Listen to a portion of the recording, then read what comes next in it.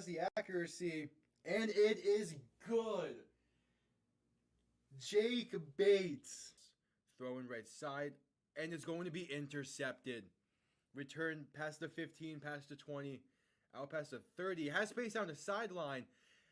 40, 35, 30. And he is gone. A pick six for Houston. Snap good, hold good, kick up.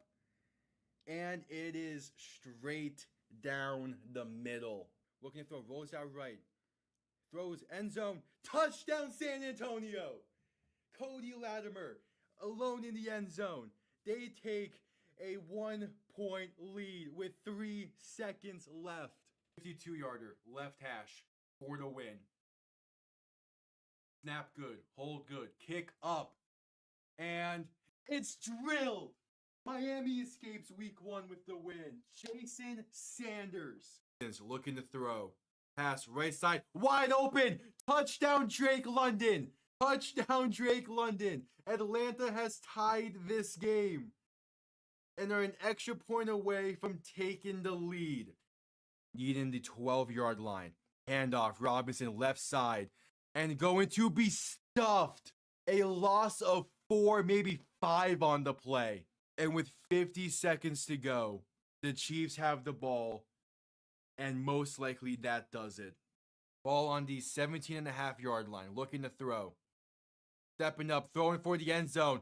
And caught. Touchdown Green Bay. Dontavian Wicks. 56 seconds to play. The Packers are within 3. 6:17 to play in overtime. Tua shotgun back to his left. 3 receivers to the right, bunched up. Tua to throw.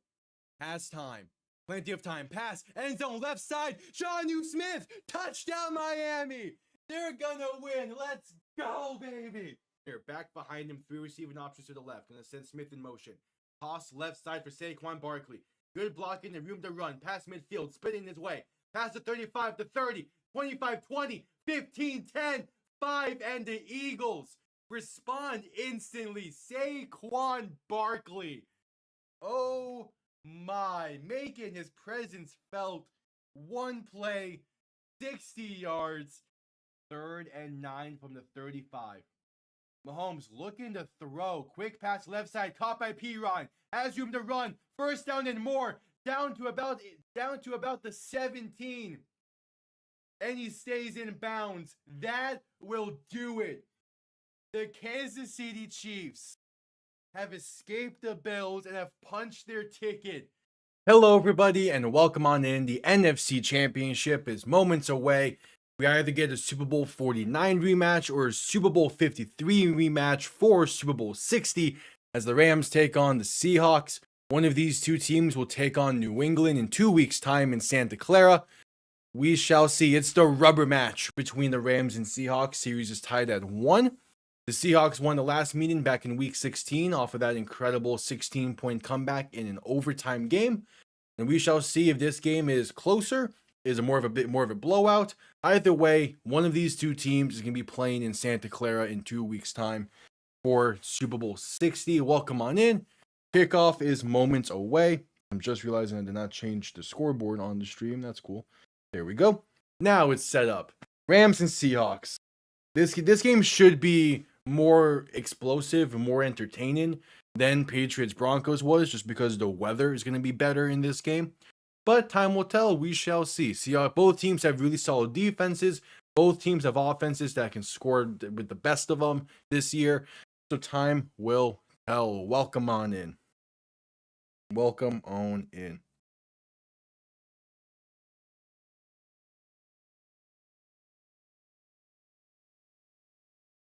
Yeah, this should be interesting.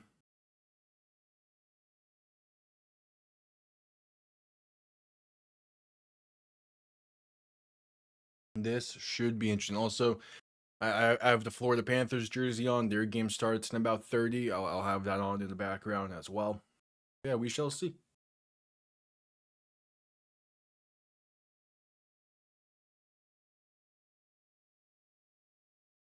We shall see how this one unfolds.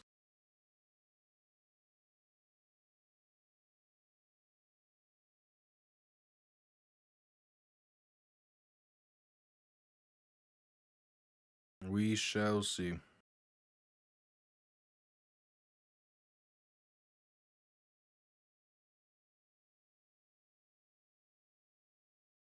Yep, kickoff is moments away.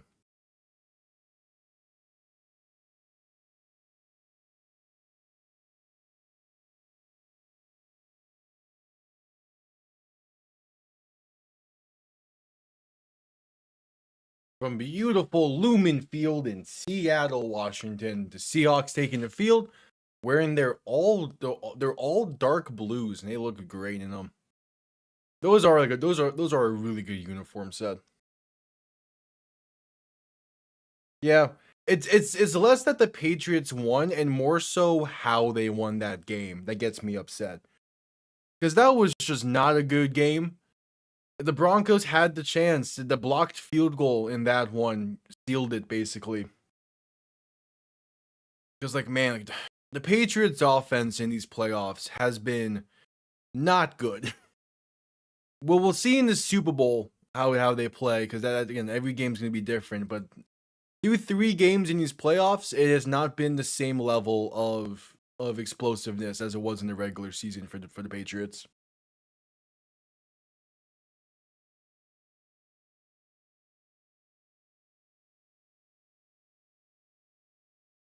We'll see. We shall see. The Brady effect, yeah. Yes, Drake May becomes the second youngest quarterback to make a Super Bowl. Mike Vrabel becomes the first player in history to both play in the Super Bowl and coach a Super Bowl for the same team. Well, again, that's not necessarily a Brady specific thing. Tom Brady was a was a game changer at times, especially during his like legit prime of the late 2000s and early 2010s, which unironically is when they didn't win a Super Bowl. But during that time, even like a little bit afterwards and a little bit before when they did win some Super Bowls, Tom Brady was a legit difference maker and game changer. Like yeah, the key thing with Brady that other quarterbacks aren't is he's smart with how to handle the football. He's not one that's gonna turn it over a shit ton during a big time game. He's gonna let the defense do their thing because he knows he always knew he had a good defense. Yeah, there were some games he got carried for sure, but the bulk of what made him great was that he knew that the Patriots had a really damn good defense as well, and he was always smart with the football. If the Texans were just smart with the football in their game against the Patriots, they probably would have won. If Jared Stidham didn't throw a backwards pass in this past game, they probably would have won. It's it's one thing to be talented and be able to throw really well and be able to make all those plays. It's another to be smart with that ability and not be over and not get ahead of yourself with it. Oh yeah, 100% Brady off the couch could have.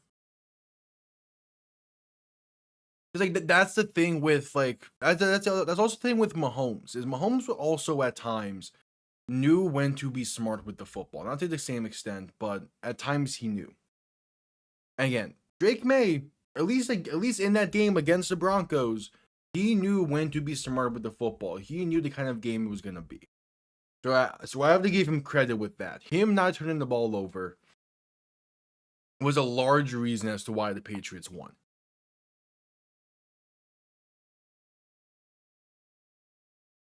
So like yeah, the stat sheet he didn't play great and the offense got carried, but at the same time, it was a game of field position battle and the Patriots won that.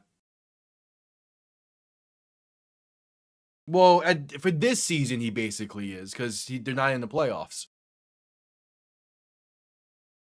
And also it's new because again, he's not playing right now.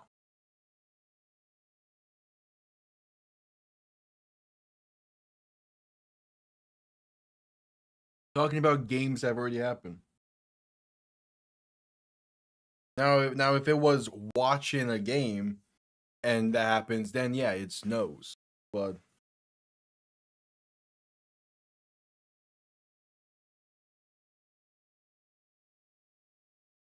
We're getting the national anthem here. Just watch kickoff be at the same time as puck drop for the Panthers. The big injury.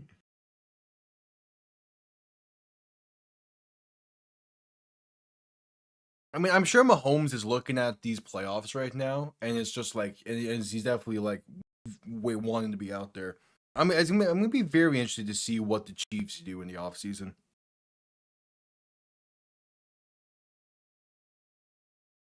Super Bowl 60 will be the 6th Super Bowl that Chris Collinsworth will call as a broadcaster. It was gonna be his 5th that includes the Patriots. What?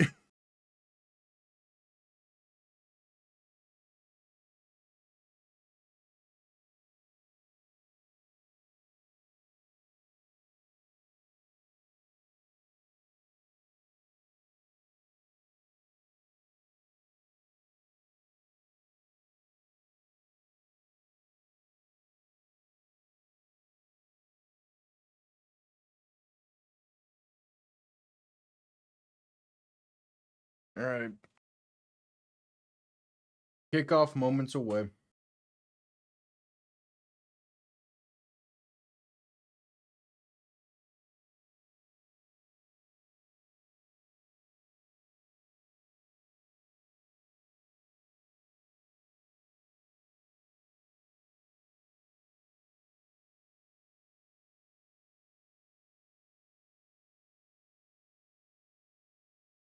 Kickoff moments away.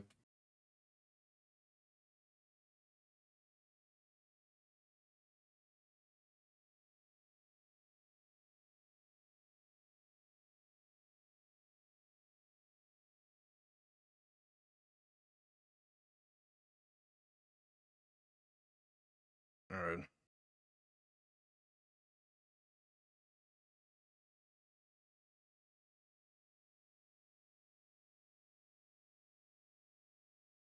Again, this game should, in theory, be a bit better than the previous. There should at least be more energy to it, especially if Seattle has another kick return touchdown to begin the game, like they did last week. That would put it over the moon.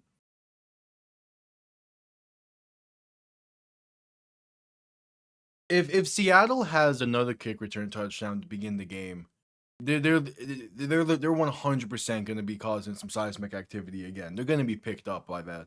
I know they were last week as well, but it's going to be legit shocking.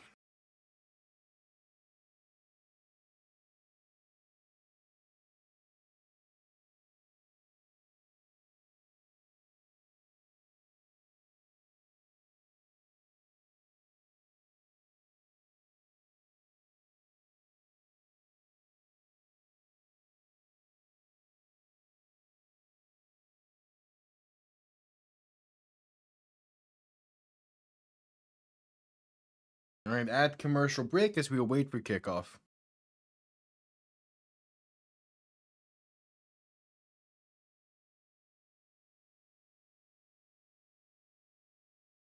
Yeah, I'm sure weather's probably bad over there as well.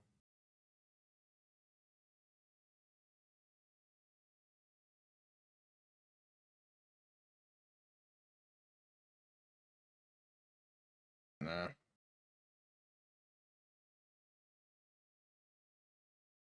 Still waiting for kickoff in this one. For some reason, Fox likes to take longer than usual for this. Yeah, I'm sure that's the case with most of the East Coast. But yeah, weather's bad. I mean, weather is perfect in Seattle right now, so this game should have no issues like the last one did.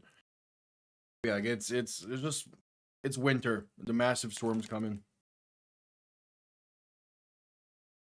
I mean, isn't like most of Canada getting really bad snowstorms as well right now?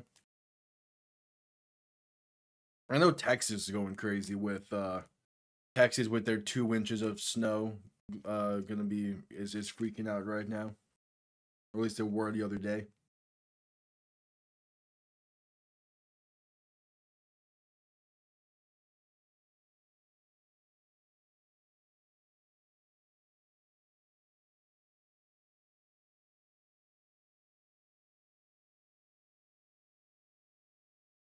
Yep, kickoff on the way here soon.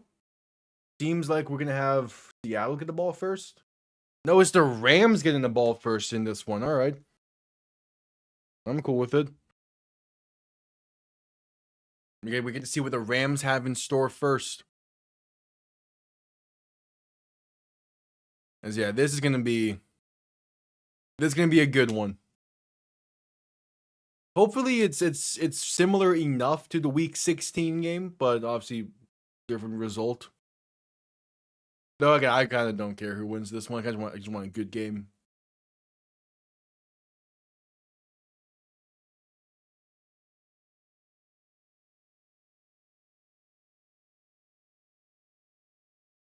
All right, so Seattle's set to send this one away.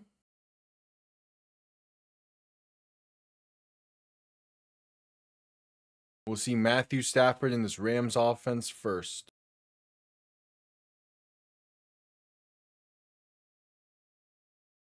Yeah, no, it is beautiful looking in Seattle right now.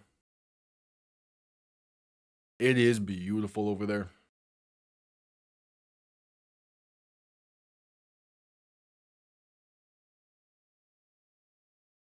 All right, the NFC Championship game is underway. Going to be returned beginning from the 5. Spaced out past the 20, 25. Going to find his way past the 30 and stood up at the 31. The Rams will start from there. And out comes Matthew Stafford, going for his second Super Bowl appearance in 5 years. 4 years? 5 years? Yeah, it was 2021 season, so that's 4 years. 4 or 5 seasons. Yeah, Stafford 6-1 all time against the Seahawks. The only loss was that Week 16 game.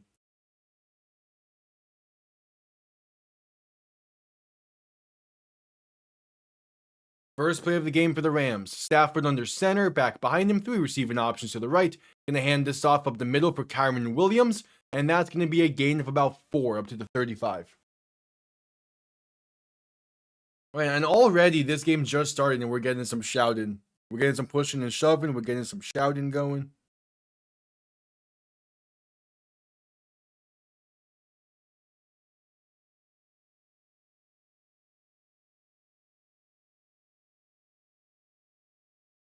All right. Stafford in shotgun, back to his right, 2 receivers to each side. Going to look to throw for the first time today. Stafford pass left side's a bit behind Puka Nacua, but still gonna somehow hang on to that one for a gain of 2 or 3. Gonna be a 3rd and relatively short coming up.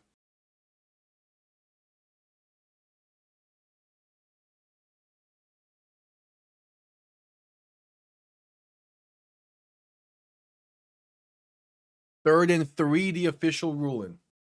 Stafford in shotgun, back to his left, 2 receiving options to each side. Going to look to throw once again. Stafford with some time. Pass over the middle is incomplete. A bit high for Puka Nacua. Also some great coverage there as well. And the Rams will go 3 and out to begin this one. All right. Probably could have been a penalty there. I believe that was Tyreek Woolen who gets a hand on the behind the back, a hand on the collar. Do that nameplate from Nacua. Probably could have been something. But the refs seem going to let them play in this one based off that. All right, punt comes off clean. Going to be fair caught at the 19 for Rashid Shaheed. So out comes Sam Darnold and this Seahawk offense for the first time today. Darnold reportedly threw well, was in no pain during practice in the week leading up to this with that oblique injury that kind of came up late before the divisional round.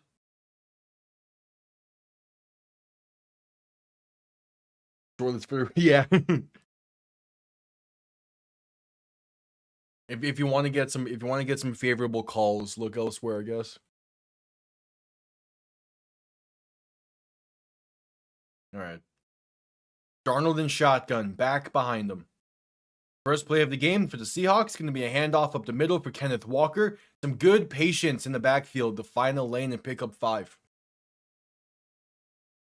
All right.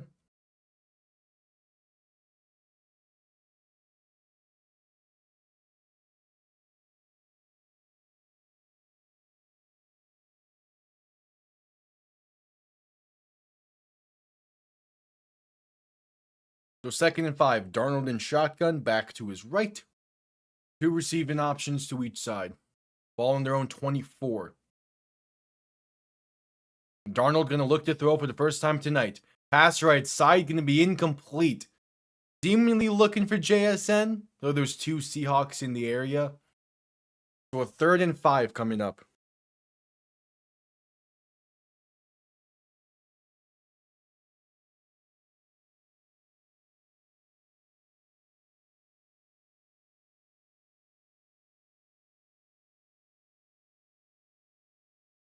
All right. Darnold in shotgun, back to his left. Motioning the tight end into the backfield to his right. 3rd and 5.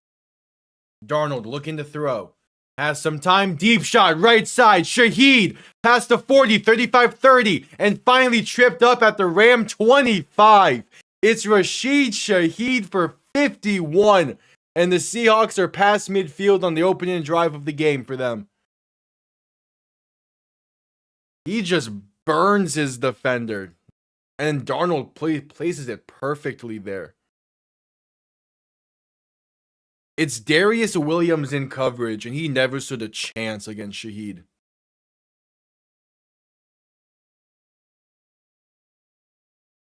There's that explosive Seahawk offense.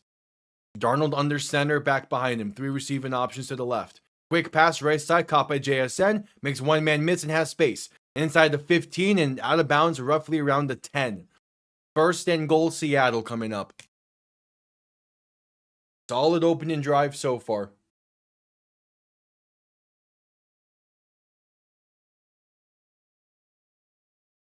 Yeah, Rashid Shaheed, man, he just burns him.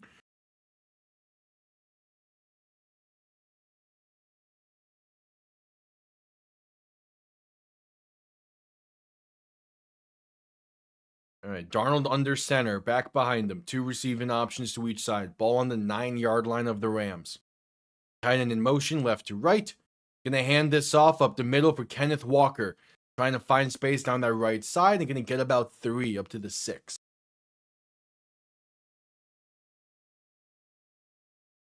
11 minutes to play in the first.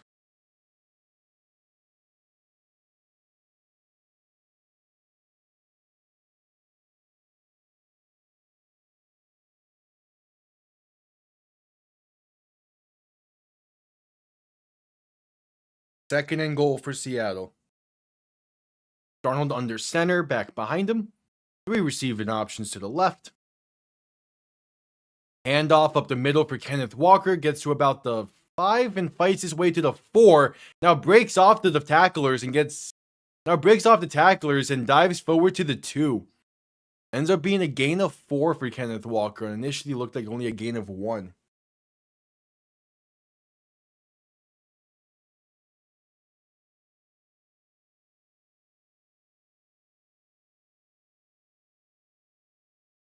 All right.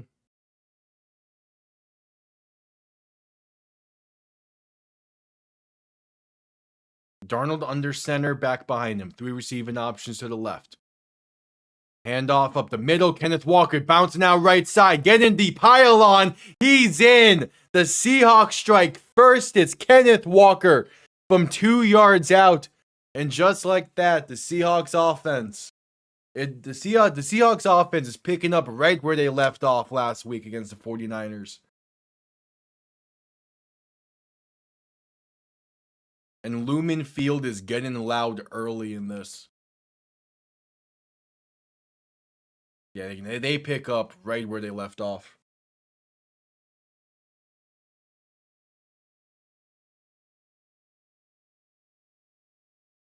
Yes.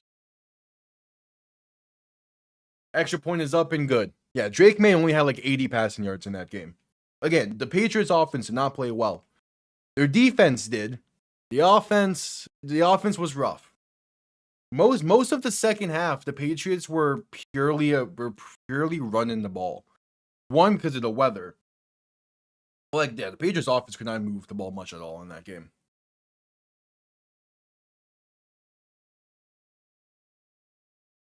Dude, their 1 touchdown drive started at the Bronco 12-yard line. Like the offense was not moving.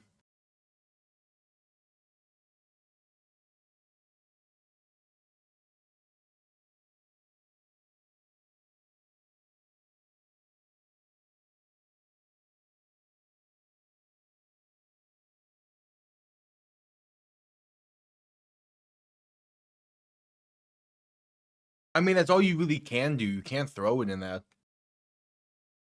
I mean, you can, but it has to be mainly short stuff. And at that point, it's just extensions of the ground game. Especially when your team is wearing all white. Like, there was no way they're going to be pushing the ball down the field through the air in that game in the second half. There was no way.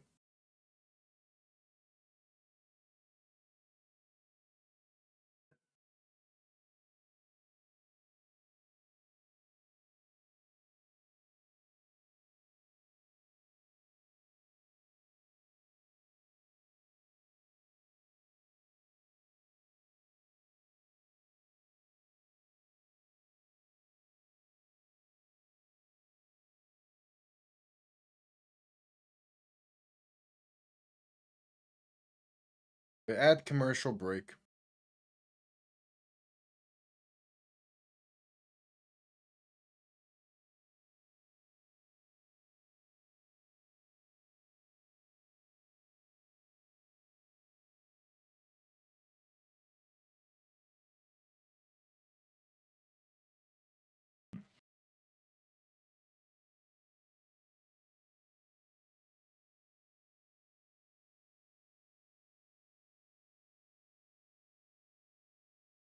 Add commercial break.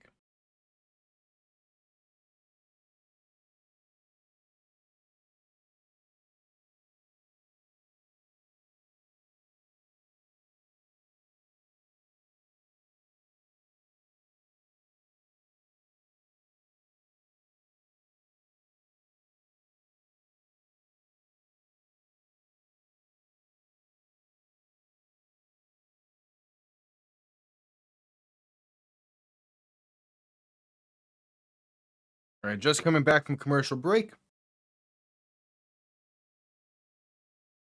Seahawks are set to send this one down. We'll see if see how the Rams respond.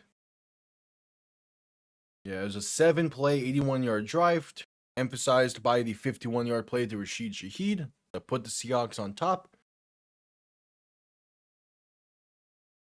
Go to 43-degree Seattle today. And that's beautiful. All right, kickoff underway. Going to be returned beginning from the 3. Face out past the 20, 25, and down to about the 27. Rams will start from there.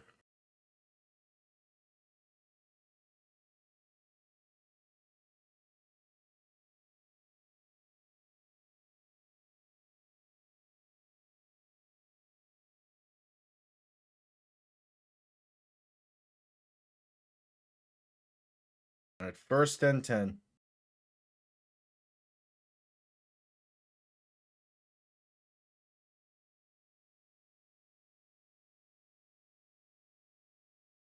Stafford under center. Back behind him, 3 receiving options to the right. Man in motion, right to left. Ball on their own 27. Handoff up the middle. And that's going to be Blake Corum getting up to about the 30. For a gain of 3. Rams drive starts just like that. Not bad. Not a bad start.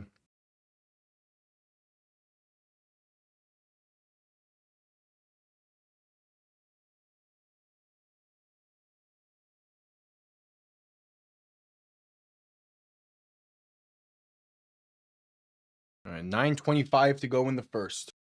Stafford under center, back behind him, 3 receiving options to the left. Ball on their own 30. Stafford play action looking to throw. Pressure coming, sidesteps left, launches one deep, right side. It's Puka Nacua inside the 30 to the Seahawk 26. And just like that, the Rams, they matched the Rashid Shaheed 51-yard play with a 44-yard play of their own. Great sidestep to get past Dexter Lawrence. And then, yeah, it's Nacua against Devon Witherspoon. And Nakua's coming down with that 9 times out of 10. Ball placed beautifully as well.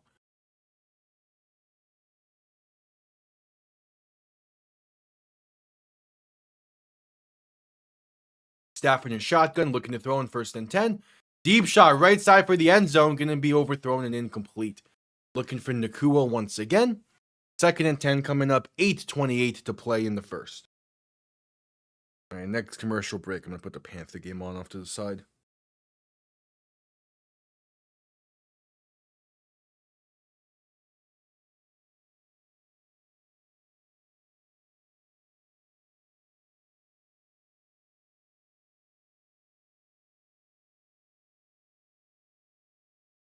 Stafford in shotgun, back to his right.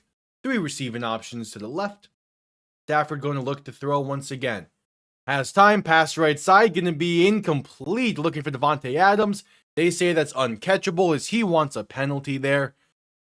3rd and 10 coming up. All right.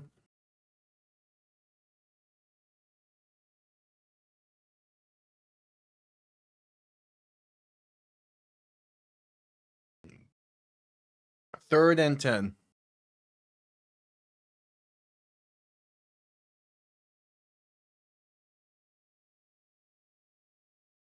Stafford in shotgun, back to his right. 3 receivers to the left, looking to throw once again. Pass left side is well off the mark and incomplete. Looking for Puka Nacua. Do they have a 44-yard chunk play for Nacua? And they follow it up by 3 straight 3-and-outs. So out comes Harrison Mevis, the former Birmingham Stallion kicker of the UFL last year. He's on for the field goal try to put the Rams on the board. Also the former Mizzou kicker over in college. 44-yard kick from the right hash. Kick is up, and it is good. Rams get on the board. Down by 4. 8:15 to play in the first. All right, not bad. This is the He-Man trailer. Live action Masters of the Universe shit. Cool.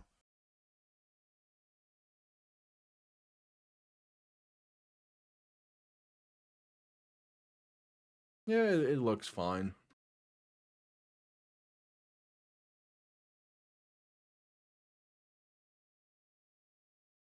I mean, I've never been a massive Masters of the Universe fan anyway, so before my time.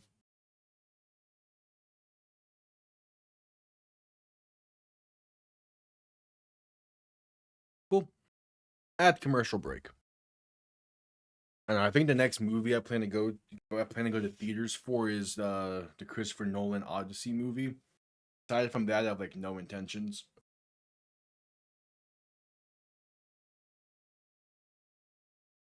Even though I think the Masters of the Universe one is on Netflix, yes, I don't really care for it.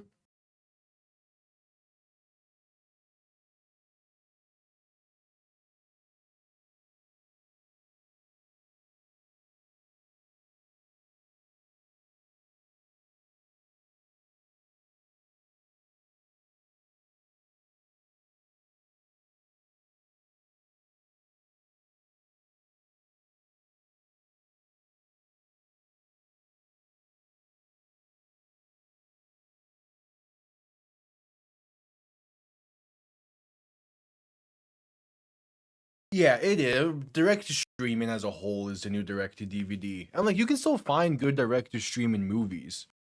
It's just movies as a whole have never really like been my interest, I guess. Or at least like I've lost interest with most of them over the past few years.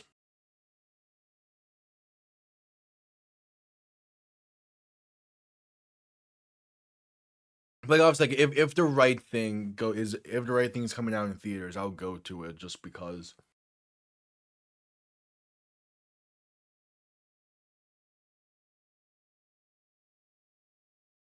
All right, just coming back from commercial break.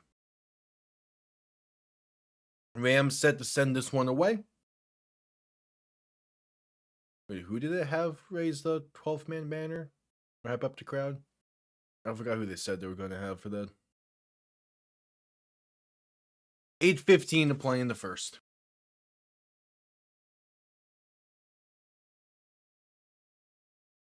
Kickoff underway.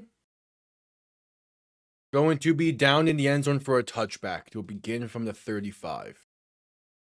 Being smart with it. Being smart with it, not letting Shaheed return kicks in this one. As Darnold takes the field. And this.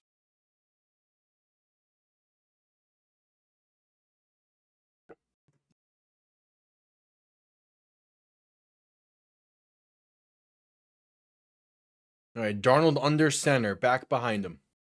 Tight end in motion, right to left. There's 2 receiving options to each side now. Man in motion once again, right to left as they hand this off left side for Kenneth Walker. Going to be stood up at about the 37, but fights his way to the 40. That works.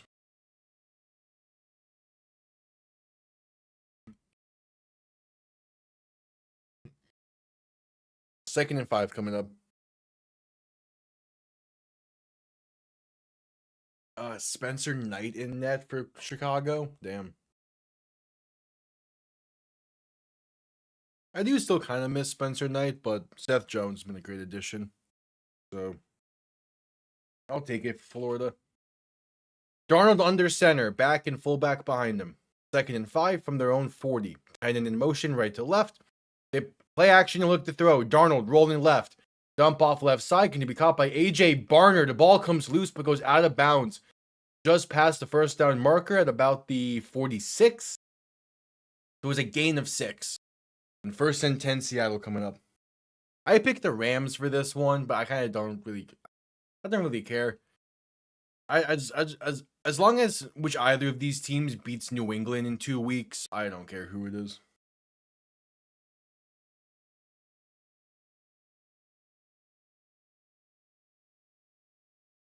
Darnold under center, back behind him, 2 receiving options to each side, man in motion, left to right.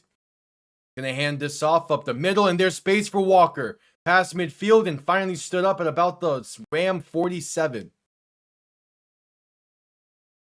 Yeah.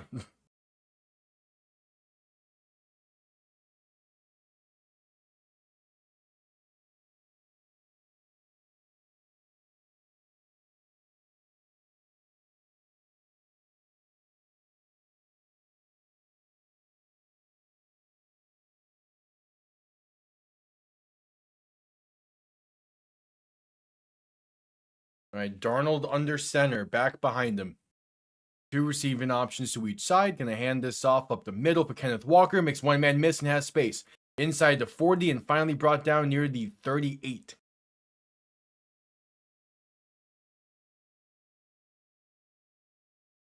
Oh, Kachuk's at 399 assists.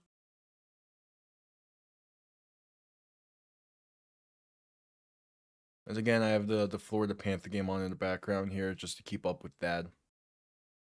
As that game is starting soon.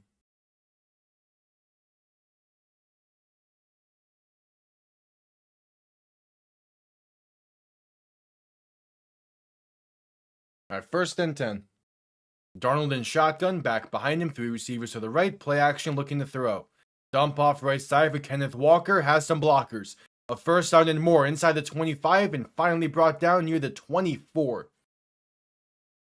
All right, the Seahawks offense is moving well.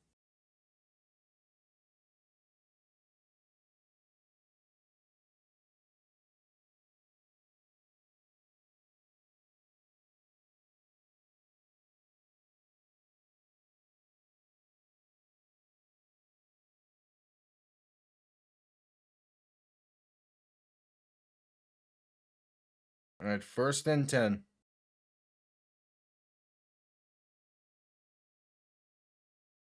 Darnold under center, back behind him, 3 receiving options to the left. Can I hand this off up the middle? And that's a loss of about a yard. All right, it's Kenneth Walker on the carry once again.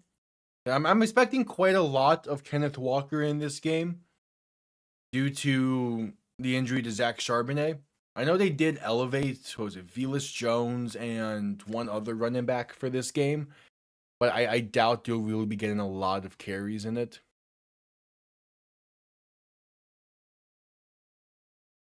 Darnold in shotgun, back to his right, two receiving options to each side. Going to look to throw in 2nd and 10. Quick pass left side, caught by JSN, gets inside the 20, and going to be forced out of bounds near the 16. So a 3rd and 2 coming up.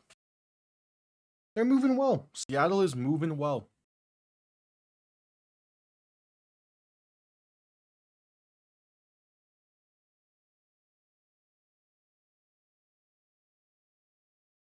It is 3rd and 2.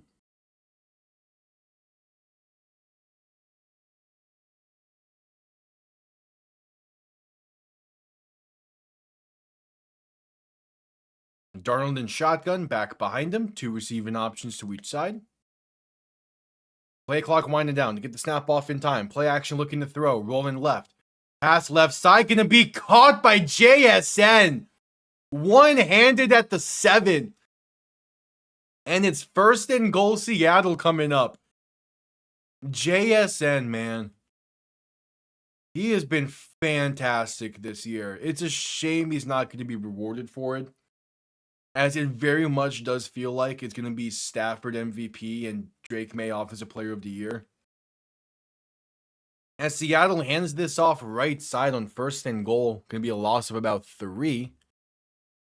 And that is George Holani on the carry there.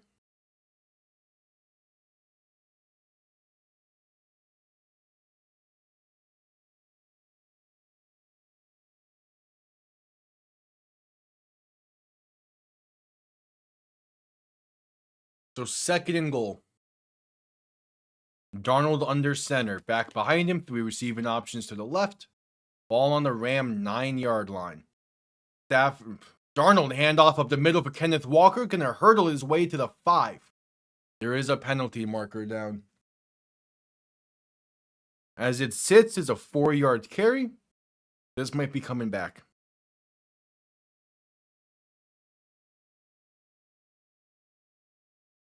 Yep, it's going to be a hold-in against Seattle, it seems.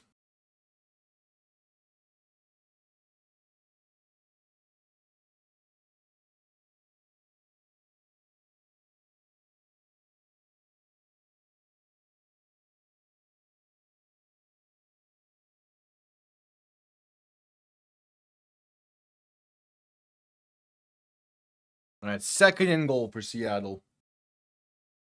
Now going to be back to the 19-yard line after the holding penalty. Darnold in shotgun, back to his left. 3 receivers to the left as well. Man in motion, left to right, back to left. This is JSN in motion. Darnold looking to throw, dump off right side for Kenneth Walker. Has some blockers on the halfback screen to get those yards right back from the hold. It's a 3rd and goal from the 9 coming up. Hey, just like that. Just like that, you get you take care of the holding penalty. But still, it puts you in a weird spot. If you get inside the 5, I think you go for it.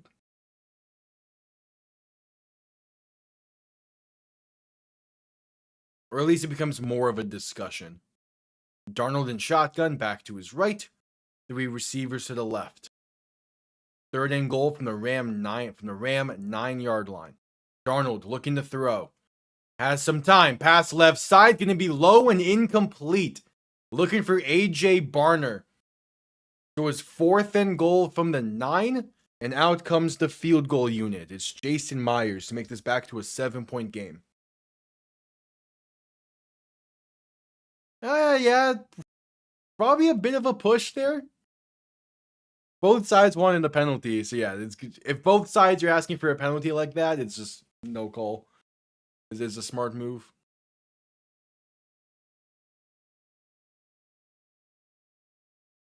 Just under a minute to play in the first. Myers on for the 27-yard kick from the right hash. It is up, and this game is back to a 7-point lead. All right, cool. 54 seconds to play in the first. Already, the Seahawks have scored as many points as the Patriots did.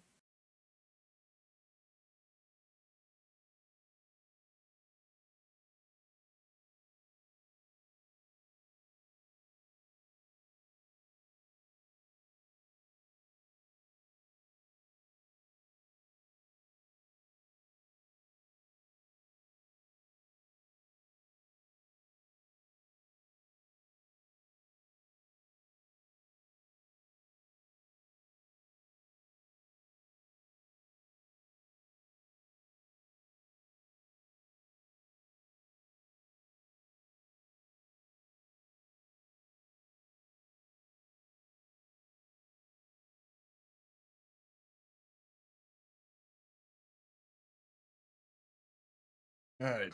At commercial break after the 27-yard field goal.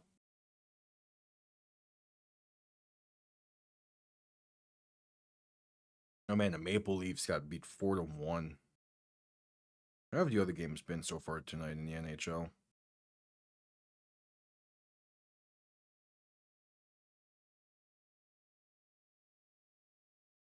Okay. Hey, the Devils lost. That's something. So I don't think we really are competing with them in the stand-ins just yet. No, we're not. Okay. All right. At commercial break.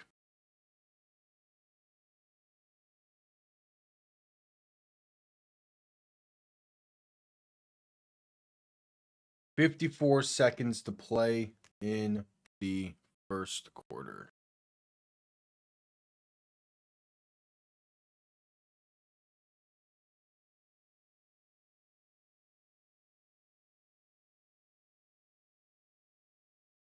I should be coming out of commercial break here soon. There's talk about the Pro Bowl in a week and a half or so, which is also going to be on Disney XD, which could be hilarious probably.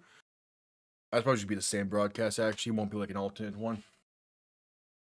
I do find it funny how that game is on, how the Pro Bowl is on Disney XD.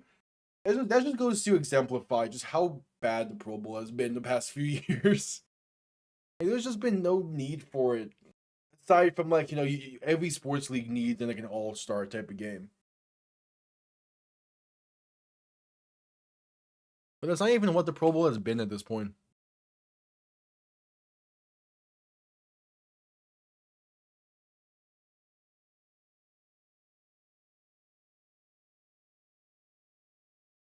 All right, kickoff underway. Going to be returned beginning from the 10. Face out past the 20, 25, past the 30, and brought down right around the 35.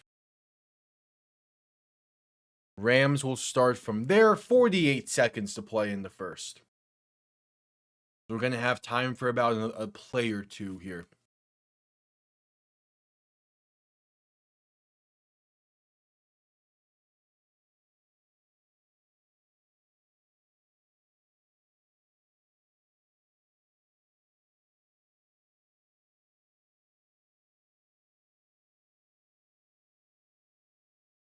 All right, Stafford under center, back behind him. Gonna hand this off left side for Kyron Williams. Going to get his way to about the 38-yard line, so a gain of 3.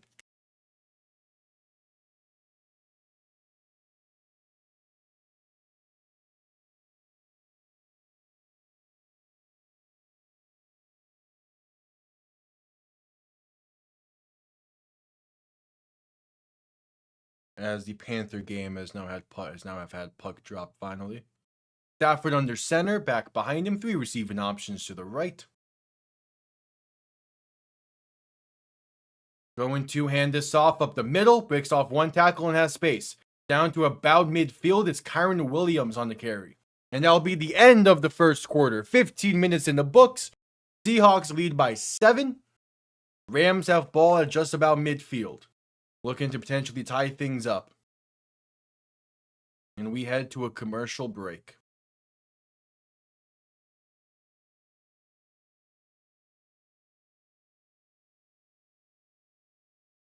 Calgary's on the okay.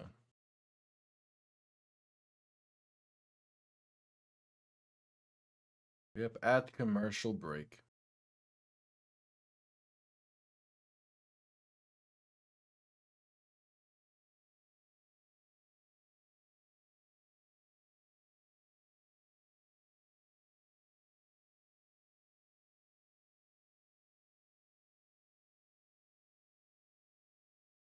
All right, since we're at commercial break, we keep more of a focus here on the Cats.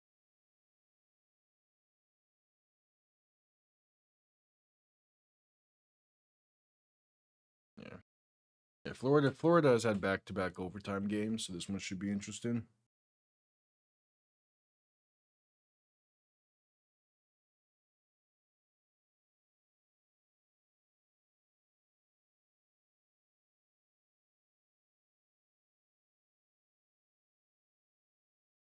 As we're still at commercial break.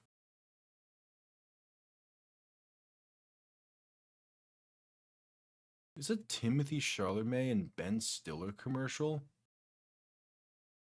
This has to be a tease for a Super Bowl commercial. There's no way you get those two actors and it's not for the Super Bowl.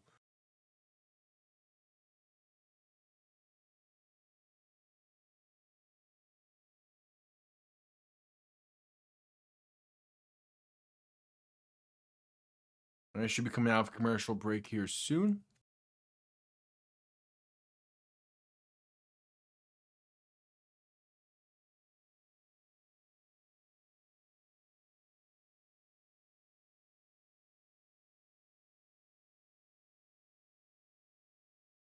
We await the continuation of this Rams drive. They have ball in about midfield, 1st and 10 after the Karen Williams carry. Here we go, just getting back from commercial break.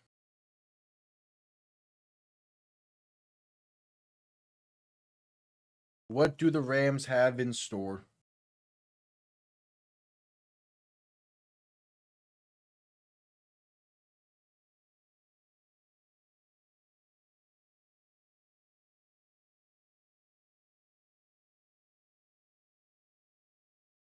Stafford under center, back behind him, 3 receiving options to the left, man in motion left to right. They hand this off right side for Puka Nacua. Gonna fight his way to about the 46, the gain of 4. Yeah, and then there's some shouting going back and forth.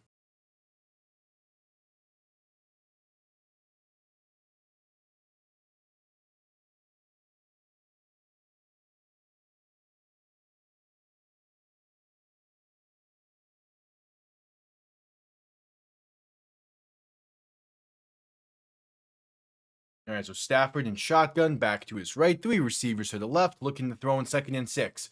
Pass right side, going to be caught with space. Pass to 30, 25, and finally brought down near the 23. It's Davante Adams on the grab.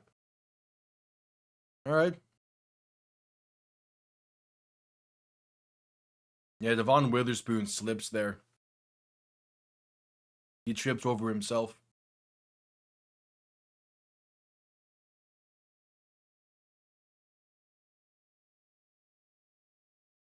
So 1st and 10 for the Rams. Stafford under center, back behind him.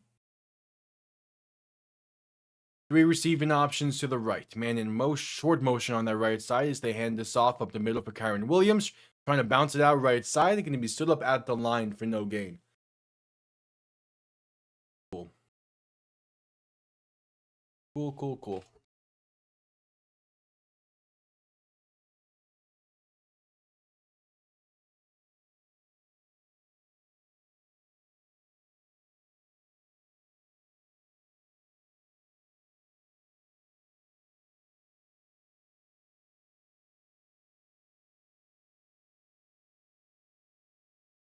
Stafford in shotgun, looking to throw in 2nd and 10.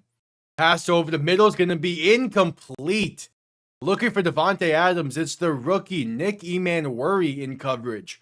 And a 3rd and 10 coming up. All right.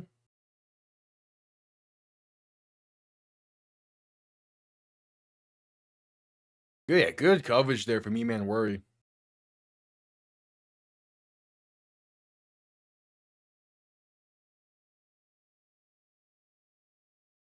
Now 3rd and 10. Stafford in shotgun, back to his right. 3 receivers to the left.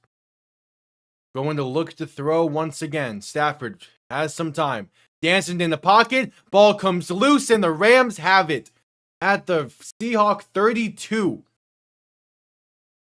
So they lose about, 10-ish there? And they're going to settle for a field goal? Probably a missed face mask against Dexter Lawrence. Refs don't call it. Also, Stafford might have been down.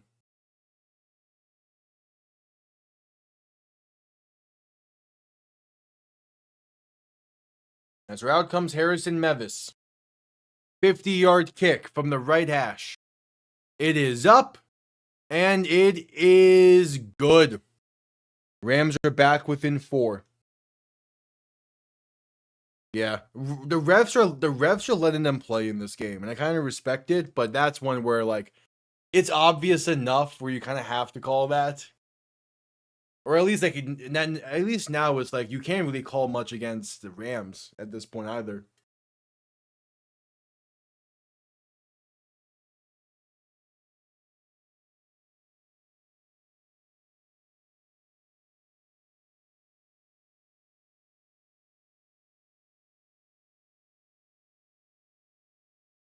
But that commercial break after the field goal.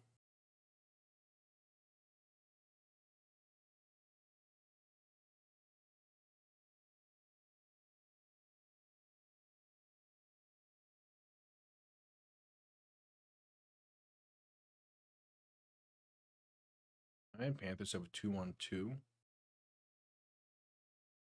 I can't get the rebound. Still that commercial break.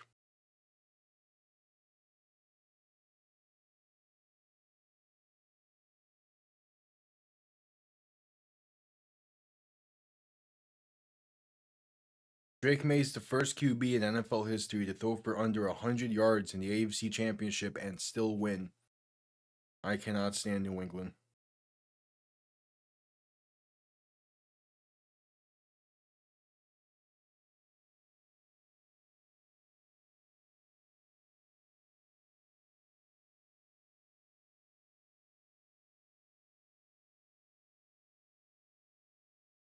And still that commercial break as we await the next Seahawk drive.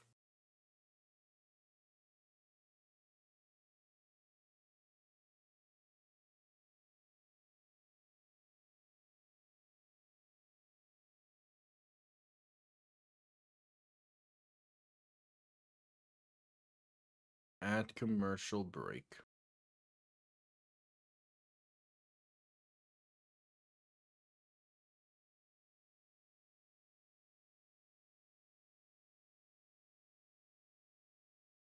Oh, they're calling that a penalty? Damn. Calling it tripping against Florida. Okay. Yep, after which, by the way, that 50-yard field goal for Harrison Mevis is a postseason long for him. Good to see there.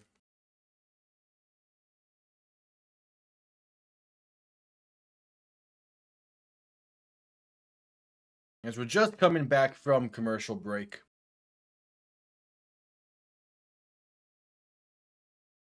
The Rams set to send this one away.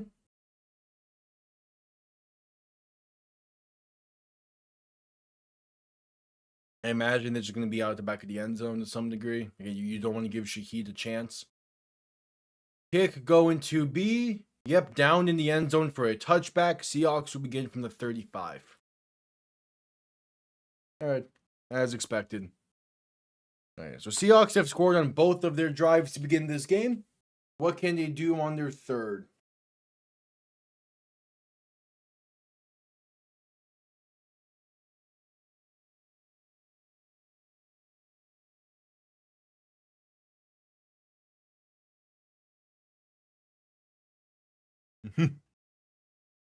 Yeah.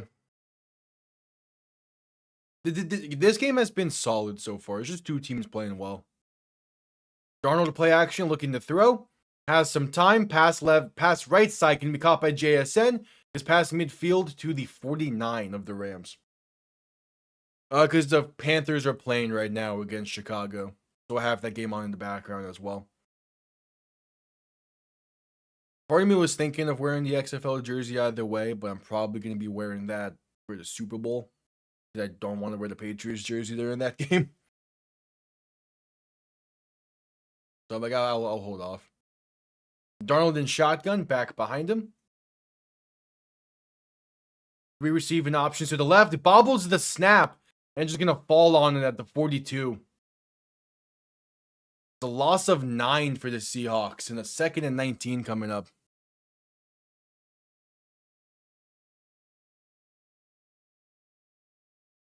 All right. Yeah, it's a little low, a little too far to the left, but still, like he should be able to corral that better.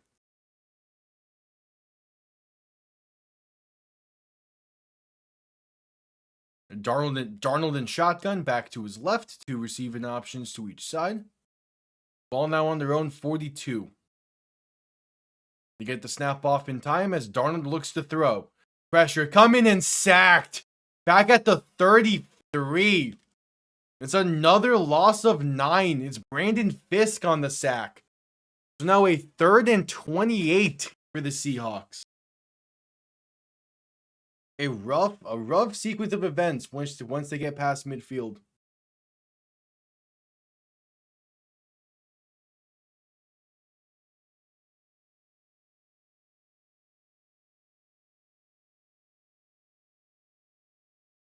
Darnold in shotgun, back to his right. Going to hand this off up the middle. And that is going to be George Holani for about 3 or 4. Either way, they'll have to punt this one away. It's like 43 degrees in Seattle right now. It's good weather. It's not like the Broncos and Patriots game. It's clear skies, good weather. And yeah, there's Chris Shula. And it seems like Shula is going to be staying with the Rams for at least one more year.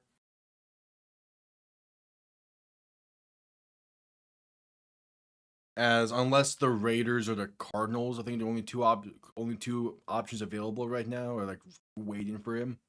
Which they might be. Punt comes off clean, gonna be fair. No, but muffed, but picked up at the 12. He muffed the punt, but then falls right back on it.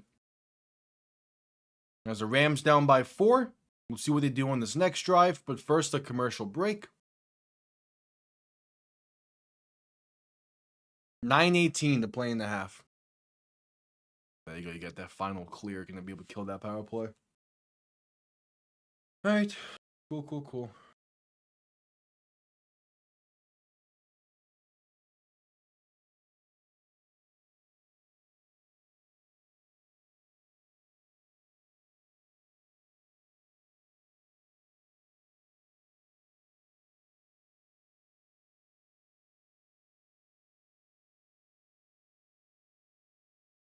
So add commercial break in this one.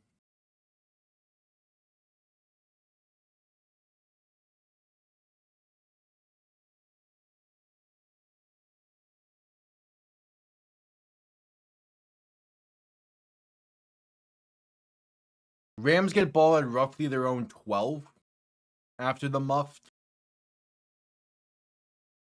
So they're going to be pinned deep, which they would have been either way.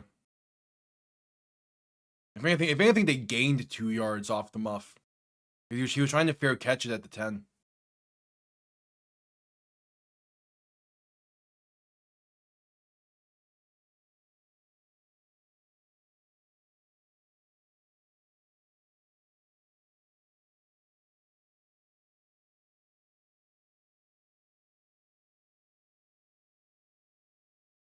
Oof, good backhand. And we're still at commercial break. Another commercial for that Applebee's OM cheeseburger. Again, it looks good. Kind of tempted. Won't be a tonight thing though.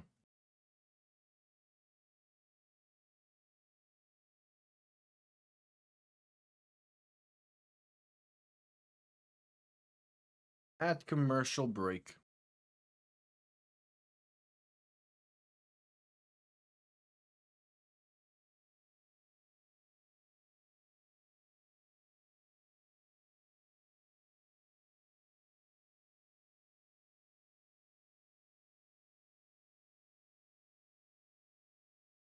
Muff just means that when the returner is there to catch the punt, they don't catch it cleanly. So instead of him properly catching it for the fair catch or whatnot, it bounces off his chest or his arm and something and is now a live ball. Essentially, it's just a fumble, but it's a fumble without actually having to catch it. Stafford under center, gonna hand this off left side for Blake Corum. Gonna get to roughly the 20, so a gain of 7 or 8. A block is when someone from the line of scrimmage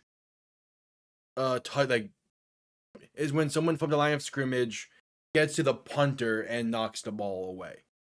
A muff is just when the return man drops the punt.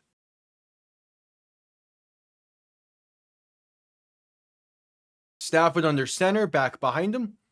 Handoff up the middle for Corum once again. That's going to be enough for the first, as it's a gain of 4. All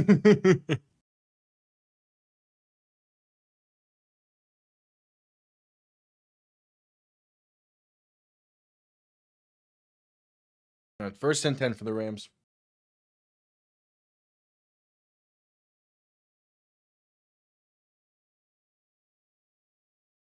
$8:10 to play in the half. Play clock's winding down. They're at 10 seconds, and they're just now breaking the huddle. Stafford under center, back behind him.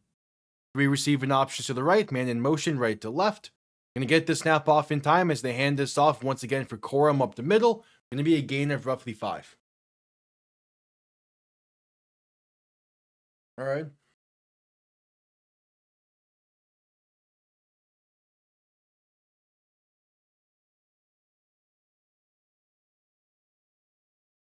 I think the Broncos will be back. Their defense is too good for them not to be back at some point. And I expect their offense to take another improvement. Because one thing that wasn't really talked about for that game is they were without Troy Franklin for that game. As Stafford quick pass left side can be caught by Colby Parkinson will be enough for the first to gain him for about 5 or 6.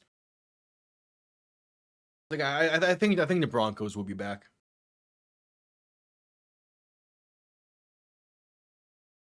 Seven minutes to play in the half.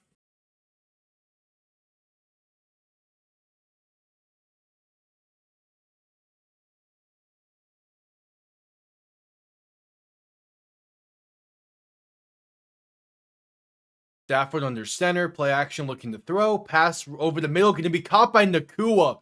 Pass midfield to the 45. Absolute beaut of a throw from Stafford. A great catch from Nacua from Nacua as well. That was into close to triple coverage there. And Stafford places it pinpoint. Yeah, that's a great throw. Damn, your quad coverage. Damn.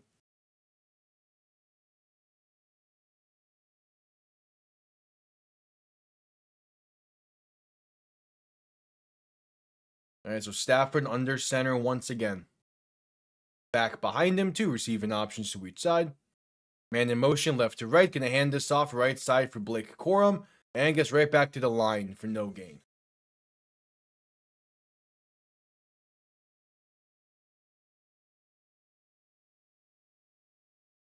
All right.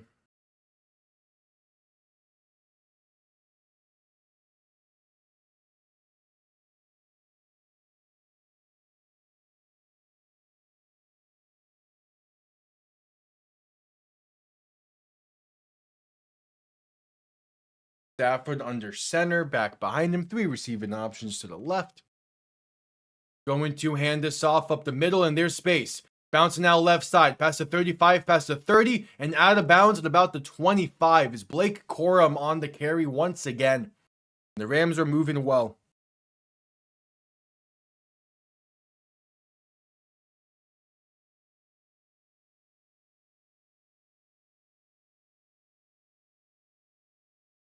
All right.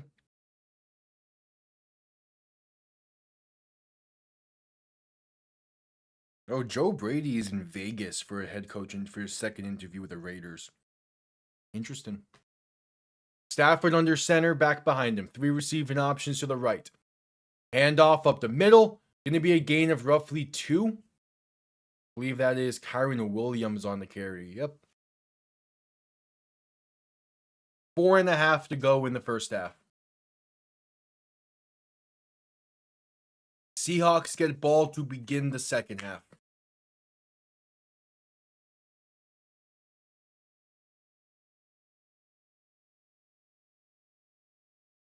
So 2nd and 8.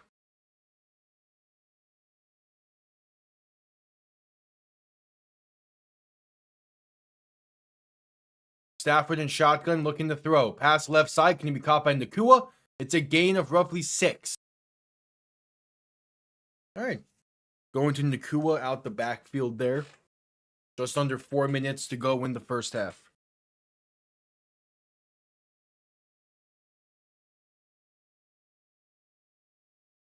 Third and 1. They ruled out a gain of 7. All right. And these teams have been pretty even up to this point. It's kind of been the nature of this matchup this year.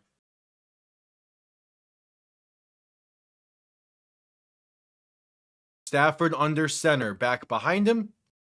3 receiving options to the right. Gonna hand this off up the middle. That's enough for the first. It's Kyron Williams down to the 14. So first and 10 coming up. Oh, also with the Commanders, I could see the Commanders going back next year either way.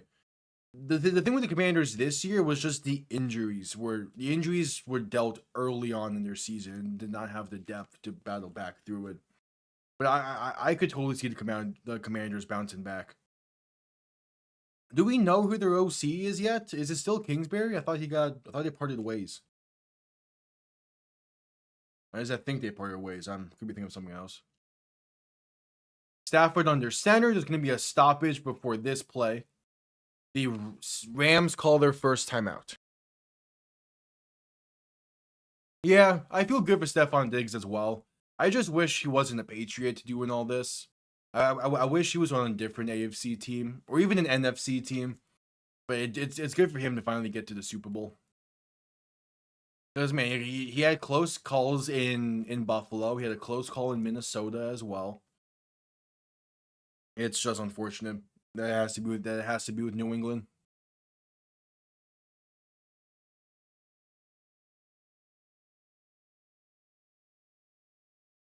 All right, 2:41 to play in the half. First and 10 from the Seahawks 14-yard line.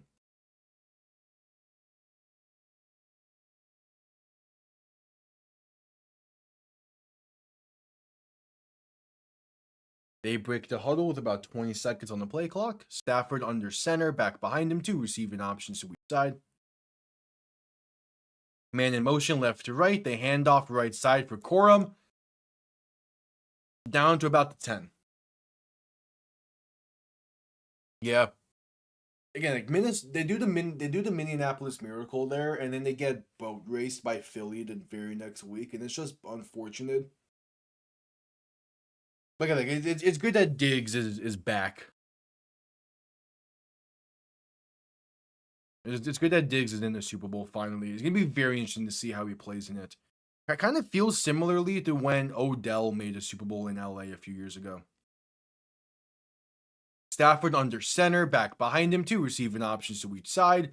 And that is the 2-minute warning. 2 minutes to play in the first half. Rams down by 4. It's a 2nd and 8 coming up.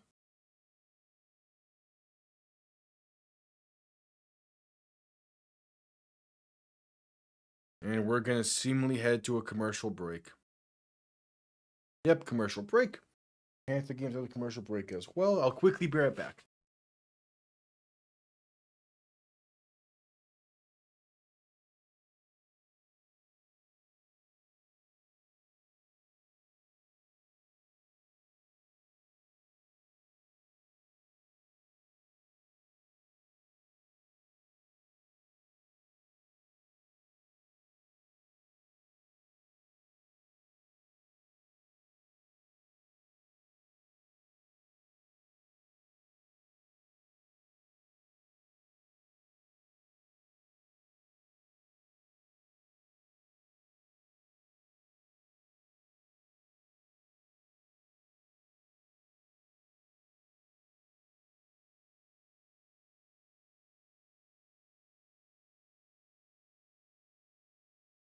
All right.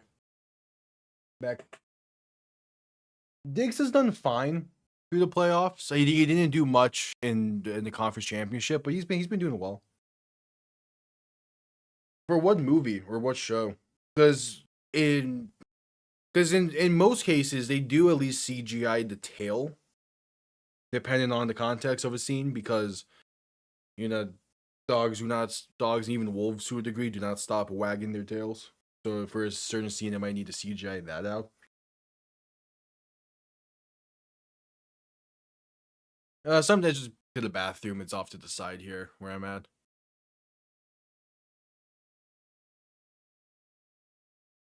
Oh, well, the Superman one makes sense because you can't have an actual dog do all the flying and stuff that Crypto does.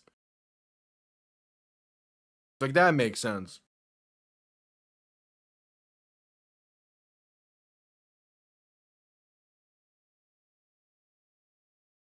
And it's also just to make it. It's also just to like have it appear more cartoony to a degree.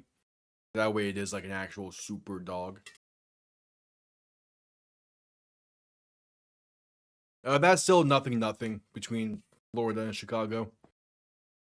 There's been a few good looks for each side, but nothing has just found the back of the net yet.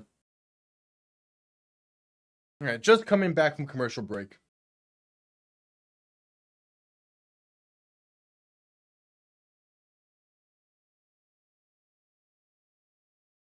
Stafford and shotgun back to his right, 3 receiving options to the left. Play clock winding down. They get the snap off as Stafford looks to throw. Pass left side, wide open. Untouched, walking in. It's Kyren Williams.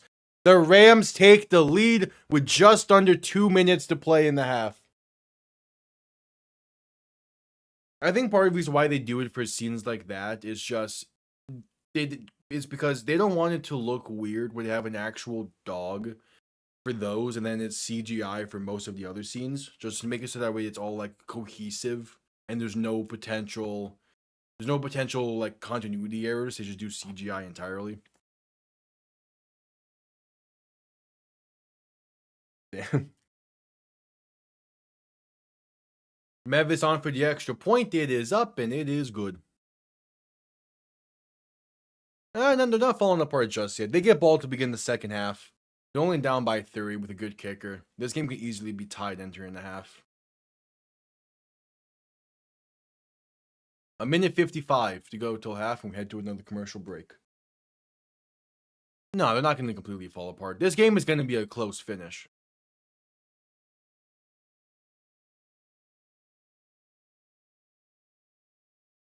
With these two teams, it's going to be a close finish.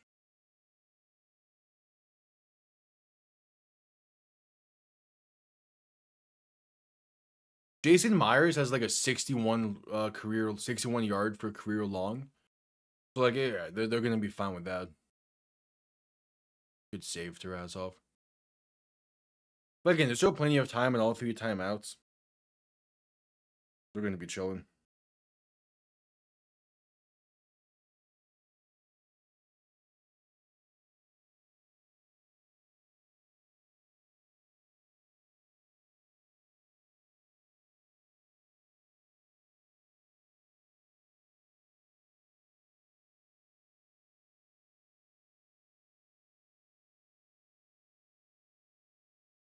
I love the artworks that the Seahawks post for games. It's great.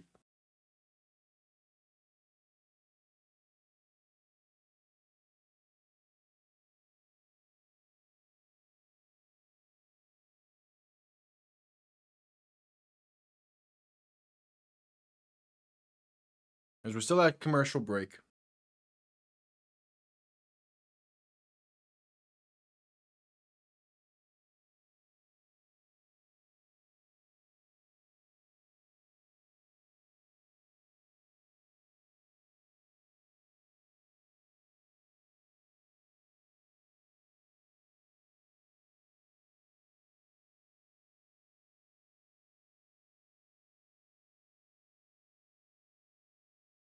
At commercial break. There you go. Just coming back from commercial break. Seahawks have plenty of time to retake the lead potentially before the half or even tie this game up. As yeah, that was a too easy of a touchdown for the Rams just then. That was too easy.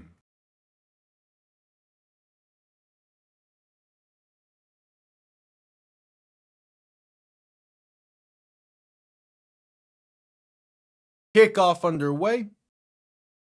Going to be down in the end zone for a touchback. Seattle will begin from the 35. They are not letting Rashid Shaheed even have a chance to make a play in the return game. And I do not blame them. Especially after how the divisional round started for Seattle. Yeah, no, you do not let them make an impact.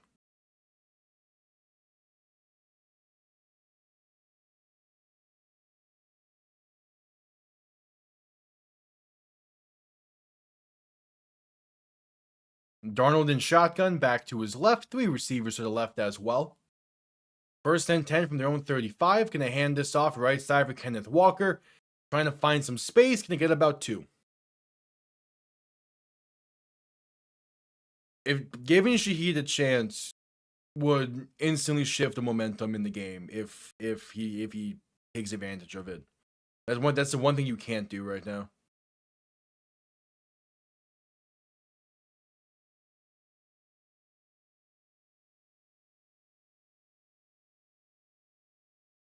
All right, Darnold in shotgun, back to his left. Man in motion, left to right.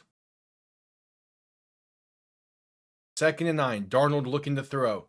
Pressure coming, stepping up. Pass over the middle is through the hands of Cooper Kupp and incomplete. 3rd and 9 coming up now. Minute 44 to play in the half.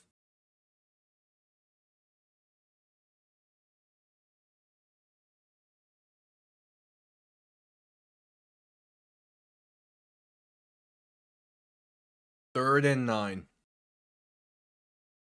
Darnold alone in shotgun. 3 receivers to the left, 2 to the right.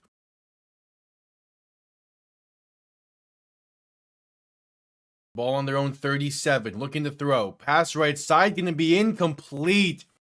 It's George Holani on the intended target. He was not ready for the pass.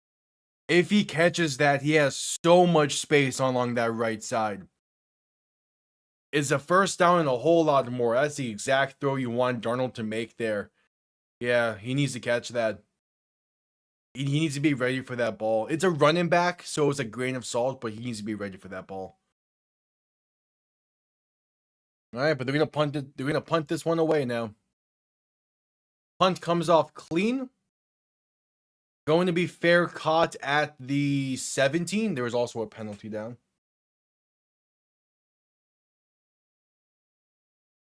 Because the Rams are just guarding Shaheed well.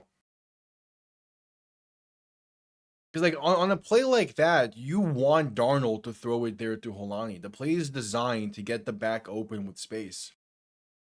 It's just he couldn't hang on to it. Penalty is holding against the Seahawks. So we're gonna re-kick this.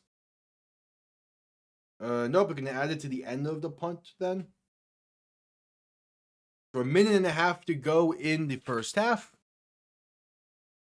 Meanwhile, the first period just ended between the Panthers and Chicago. That's nothing. And we head to a commercial break in this one. Also, Shaheed, like for as good as Shaheed is, and he can be really good in the passing game as well, he's not their primary receiving target. I would even go as far as say he's not even their secondary receiving target in most cases. Like, yeah, he's really good, but like they want JSN, they want JSN, they want they want Cooper Kupp, they want AJ Barner. Like Kupp and JSN are their 1-2 in the receiving game. Shaheed's a great third option in that, but he's not. Yeah, he's not unless the play is designed for him. He's not like a main target.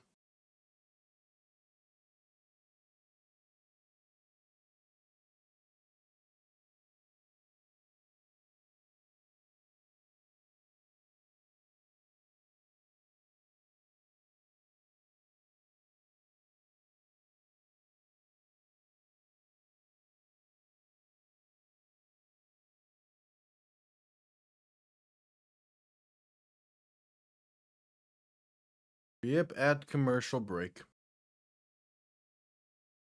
No, with a minute 30 and 2 timeouts, you do not kneel this one down.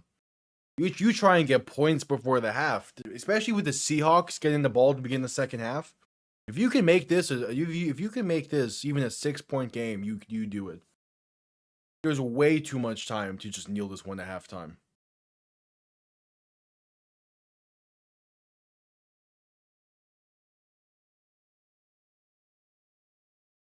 It's still at commercial break.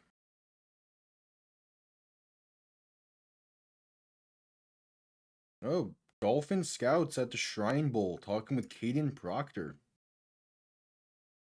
Love it.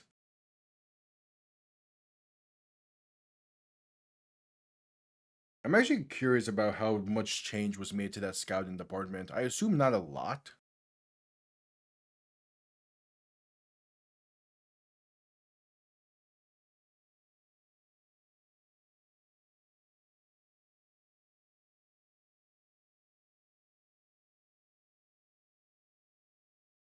All right, just getting back from commercial break. Stafford in shotgun, back to his left, 3 receiving options to the right, ball on their own 28 after the holding penalty by Seattle. Heading in motion right to left, they're going to hand this off up the middle, and there's space for Kyron Williams to get about 5.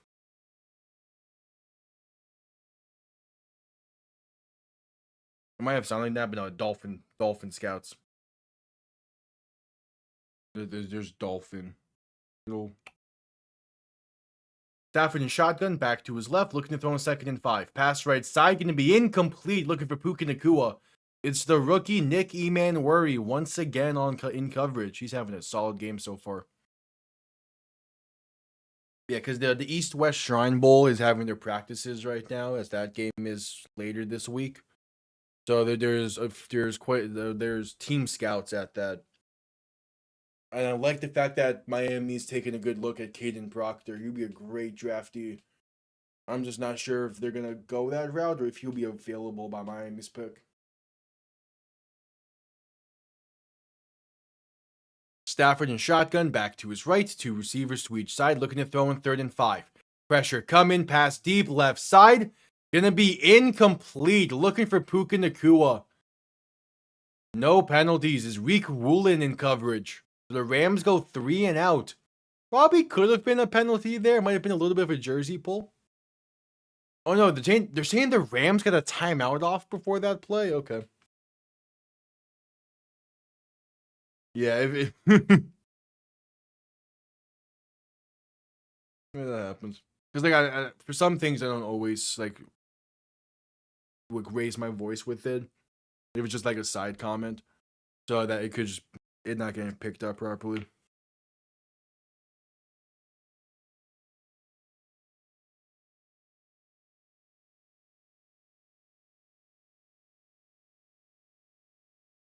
All right, 3rd and 5 for the Rams after the timeout called.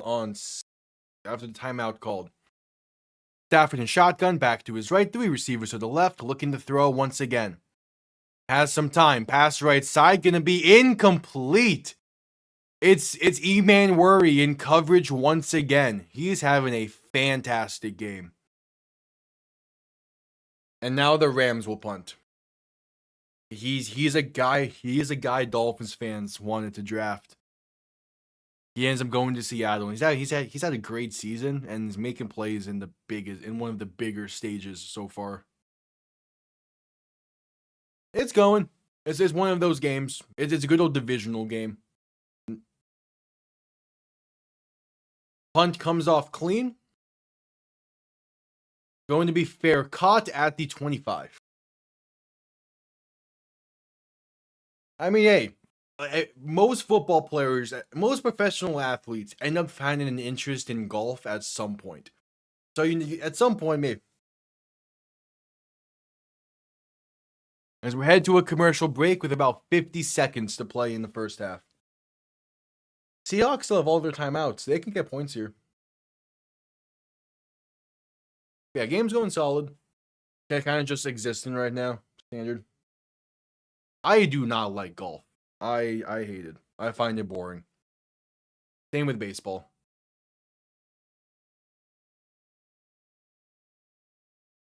I do not like it. But at the same time, like most most reporters and most people in like media and just in sports in general do end up liking golf at some point, or at least partaking in it.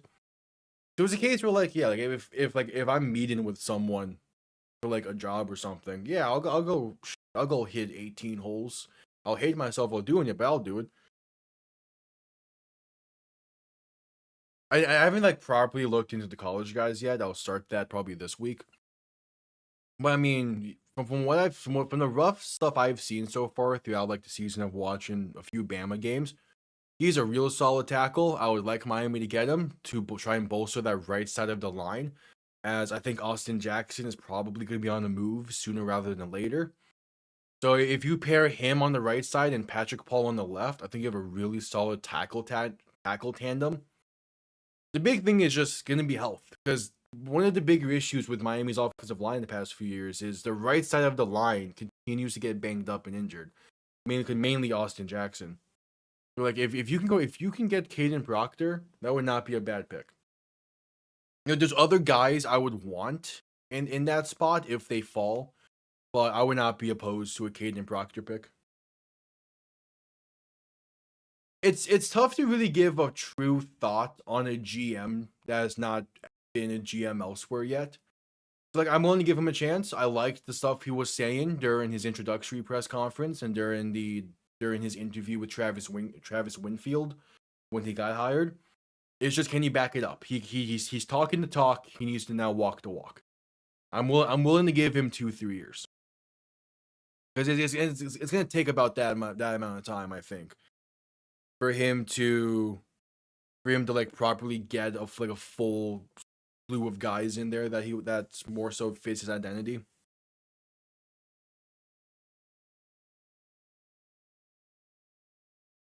Jeff Hafley was nowhere near a horrible defensive coordinator. In 2024, he led the Packers to a top defensive unit. And even this past year, the Packers defense was really good at time for the majority of the season. I would by no means say he is horrible. Darnold looking to throw on 1st and 10. Pass right side, going to be caught. That's a gain of roughly 11 for JSN. And like, people are pointing towards the Bears playoff game for why Hafley was not a great DC. Well, first off, that is one game. Second off, LaFleur lost them that game, if anything, with some of the weird decision making late in that game. Third off, they left 7 points on the board due to missed kicks. Like, that game was not on the defense. Darnold looking to throw in 1st and 10. Pass left side's a dangerous one that's incomplete. Looking for Cooper Kupp. Again, it was with an offense that could not move the ball at all. And when they did, they would end up not doing anything with it because the kicker missed field goals. That loss isn't on that defense. Or at least it's not solely on the defense. I obviously want them to play better in that half. But like, there was more than just the defense at fault for that game. Alright, enjoy. Darnold in shotgun, back to his left, looking to throw for 2nd and 10. Stepping up, a deep shot over the middle, gonna be caught to the 22. JSN hangs on through a massive hit by Cam Curl. And the Seahawks had 1st and 10 inside the 25. That's a great catch from JSN. Threw some really big contact there. A solid throw into the seam for Sam Darnold as well. Dungeons and Dragons, like tabletop RPG stuff. I have a few friends that are also into it. It's not something I haven't really gotten into because I haven't had a lot of time, and I was so football minded growing up to where I didn't really like dive into it then during high school or anything. But I get the appeal to it.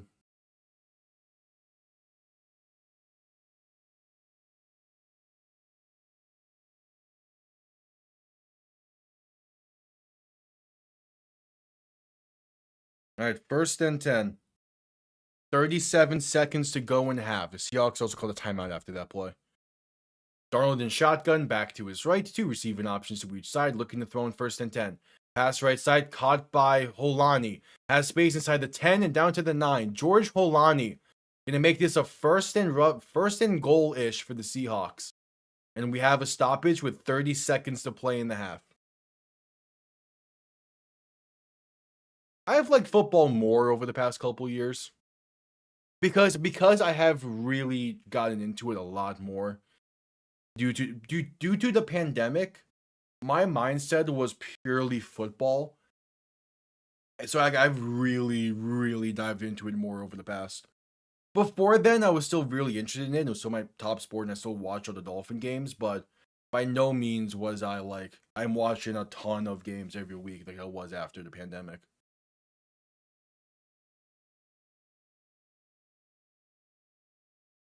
Because of all that more free time I had, like I listened to more podcasts. I watched more analysis videos and whatnot. I really started diving into it more. Darnold in shotgun back to his right, and there's a stoppage before the snap for a false start against Seattle. I know it's always been my favorite sport. Don't get me wrong with that. It's just like growing up, it would be like, oh, the Dolphins are growing up when the Dolphins weren't really doing anything during games. I would like, yeah, it's like, yeah, I would rather be outside and playing football myself with my friends in the neighborhood than watching a Dolphins team that goes 8-8 every year. But it's just due to the pandemic is when I really started to like lock in with it more. Darnold in shotgun back to his left, two receiving options to each side. First and goal, looking to throw. Pass over the middle towards the end zone is high and incomplete. JSN was open in the back of the end zone. Darnold put too much into it. Yeah, football's always been my favorite sport. For a long time, I've always wanted to play football and make that a career.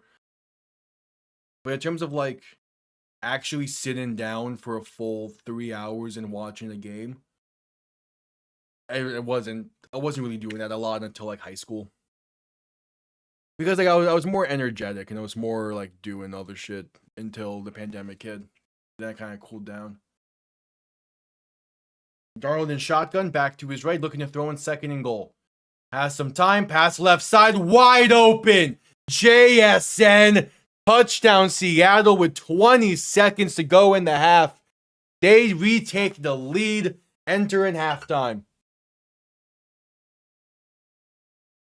Yeah, and I'm glad I ended up doing that as well. Because like also with the pandemic when that hit, because so much of like social activities I was doing was purely football practice and going and playing football games from my high school. It really forced me to like lock into just how bad the coaching staff was for that year of football, and it completely made me lose interest to playing. That's why I shifted to doing this, and it's been great. Oh, 100% we streaming the Super Bowl. I'm not going live for every playoff game leading up to it, only to not go live with it. Extra points up and good. We did it last year. I had a few friends on last year as well for the Super Bowl. I might do that again. We'll see. The thing is, like, the thing was with last year was due to Kendrick Lamar being at halftime last year. That was a case of I knew me and my friends were gonna be watching that. So I was like, yeah, just have them on as well. I might do it again this year with that.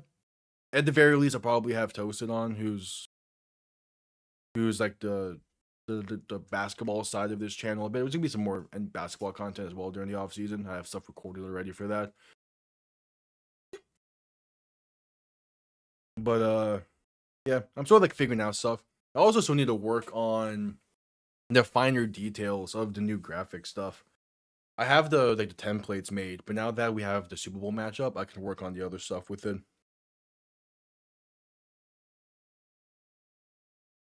It's gonna be an interesting 2 weeks leading up to it. Kickoff underway, going to be returned beginning from the goal line, spaced out past the 20, 25, and down to about the 28. Yeah, that will get worked on at some point before the UFL season starts. I already have a video written to be released around Saturday as a way just like buy time in between championships and Super Bowl. But that will probably be sometime during the off season. I gotta figure out when.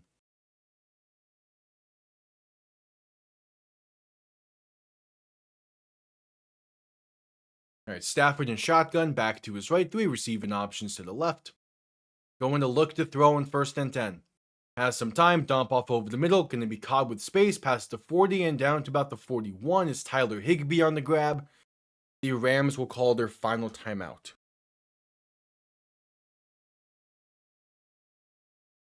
I'll figure out the final details with it when I actually start working on it, which probably will be in like 2 weeks or so, maybe. I don't know. But the video on Saturday is going to be about the Browns. I wrote that about a month ago at this point. I kind of want to just get it over with. Not get it over with, but kind of want to actually work on it. But that's an idea I've had for a little bit, for a few months now as well. So like actually honing in on it. Think the idea, when would that actually? Maybe not weekend after Super Bowl, but 2 weekends after. Because I also got to start doing free agent and draft content to lead up to that. Seahawks call their final timeout before this play. Okay, hold on, let me look at the UFL schedule. The UFL schedules can also dictate some things as well. With draft. That's just that Thursday. Is it really just that weekend?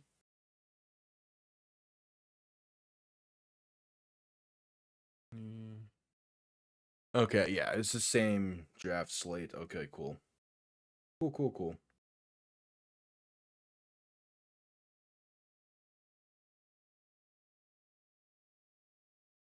All right, 1st and 10. 8 seconds to play in the half. It will be in February. I'm just not sure if it's going to be 3rd week or 2nd week, or 3rd week or 4th week. Stafford looking to throw in 1st and 10. Stepping up, going to take it himself. Pass midfield and sliding down. That will be halftime. Or the ball comes loose late there. I think they'll rule him down by contact, though. Yeah. It's E-Man and Worry on the return, but it's not going to matter. That's halftime. Seahawks get ball to begin the second half. Up by 4. And they're in a good spot here to get their Santa Clara trip. So night 1 of the draft is April 23rd. That will be a solo thing that will be live with. There will be special stuff made for that and whatnot. The 24th, which is night 2 of the draft, there's a UFL game. I'm pretty sure night 2 begins at 7 p.m. on the 24th. So I'll be live with both night 2 and the UFL game. I'll be live early for that. And then the 25th will be day 3 of the draft, and that would just be coinciding, kind of like a background thing.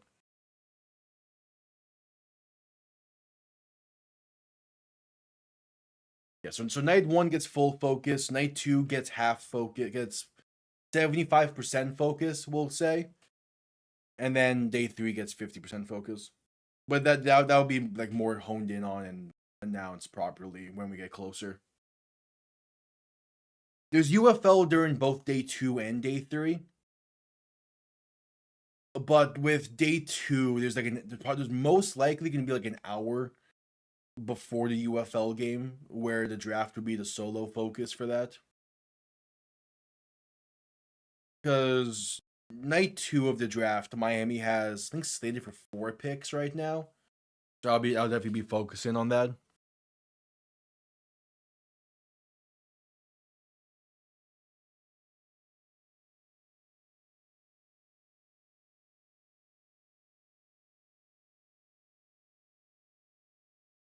Day 3 will be standard. Where like the UFL, there's 2 UFL games on day 3. Those would be the main focus, and then if anything interesting happens during the draft while I'm live with those games, I'll mention it. But besides that, I won't really be paying attention to day 3, or at least like, I won't be like specifically day 3 stuff.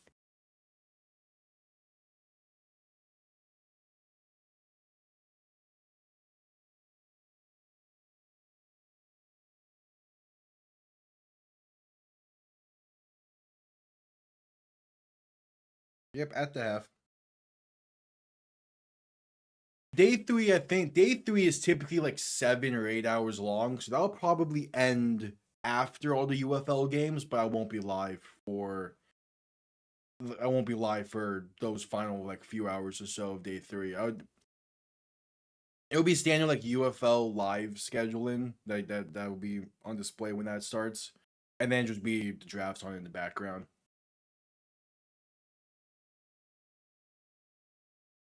Similar to like how I'm watching the Panther game right now on in the background, but I'm not really like talking about it much unless like something interesting happens.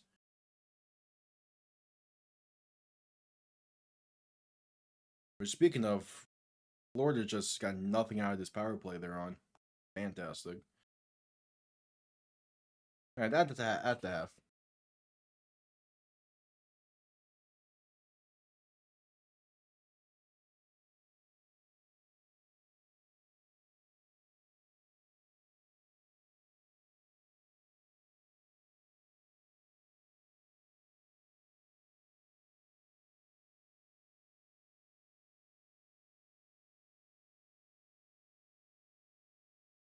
All right, at halftime.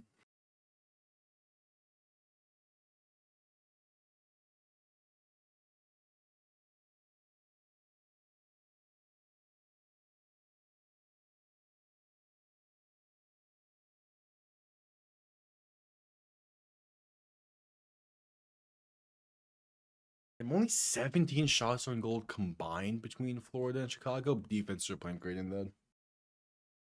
All right.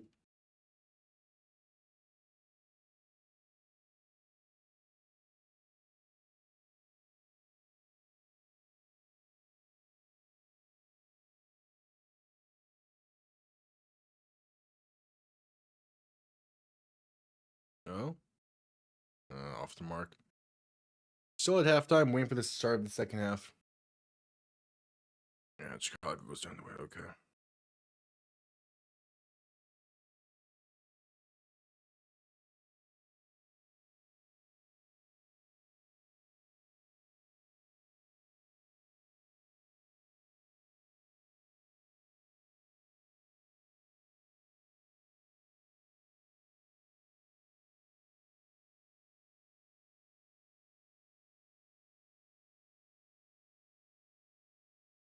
Good save, Tarasov. Another good save for a back-to-back. Hell yeah. Cool. Still at halftime.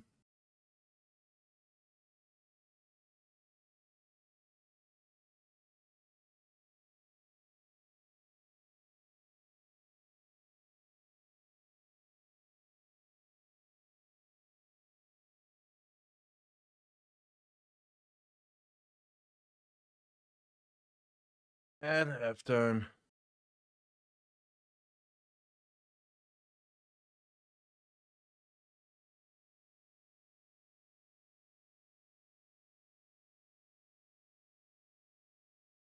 This.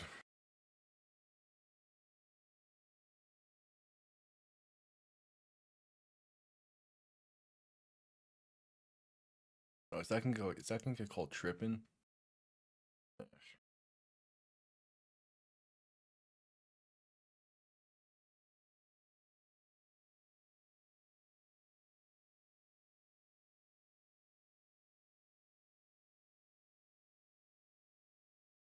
All right. Head into a commercial break here during halftime. Should be the final one before the second half begins.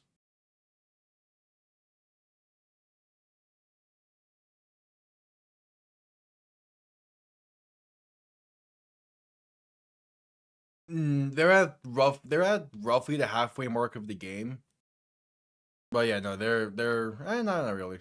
They're in the second period. They got just under 15 minutes to go in that period. And now Chicago's on the power play. That's great.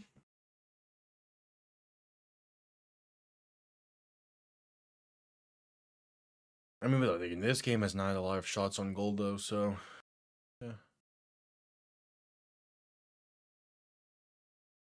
I mean, there might be one at this, like if you're at the game, you can see the halftime show, but no, Fox isn't showing anything special for it.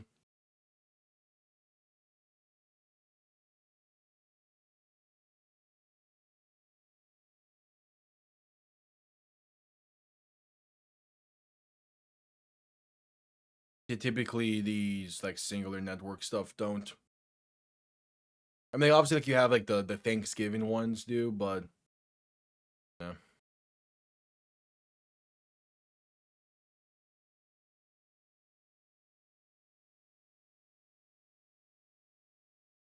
Add commercial break for the half.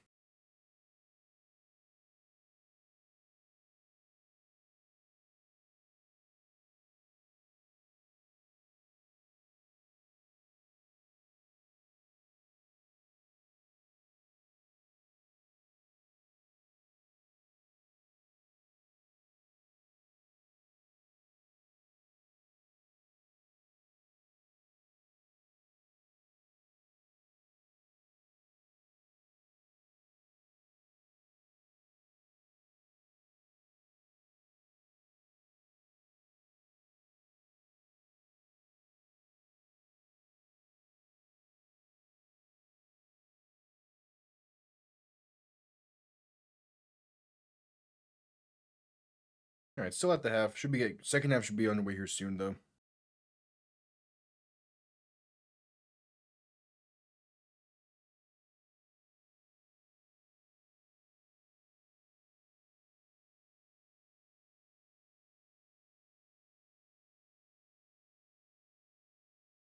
To an extent, this game has been better, but they're roughly the same in their own way.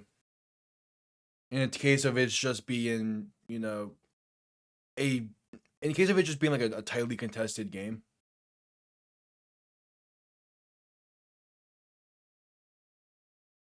But this one is this one's a bit more balanced compared to the last one being very heavy in favor of the defense.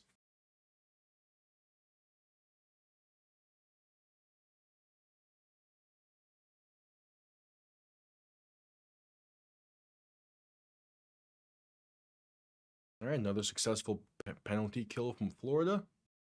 That's probably gonna be icing. Oh no, cool.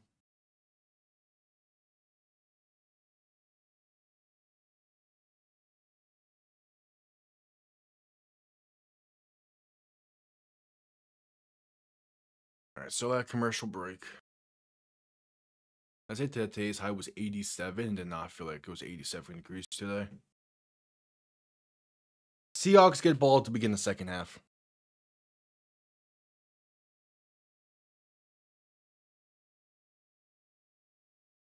Indianapolis had 11 inches of snow today. God damn.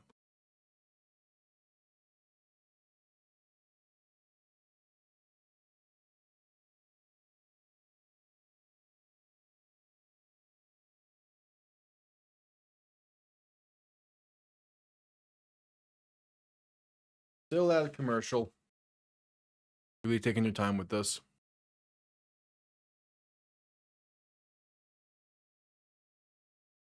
I'll say 27-23. I think each team gets 10 more points.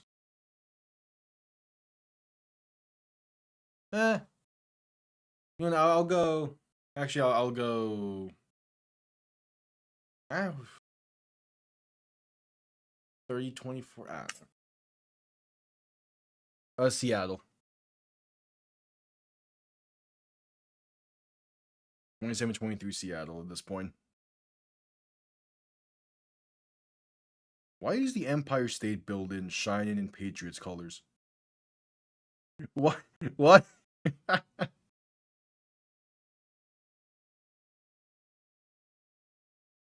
Sure, I guess.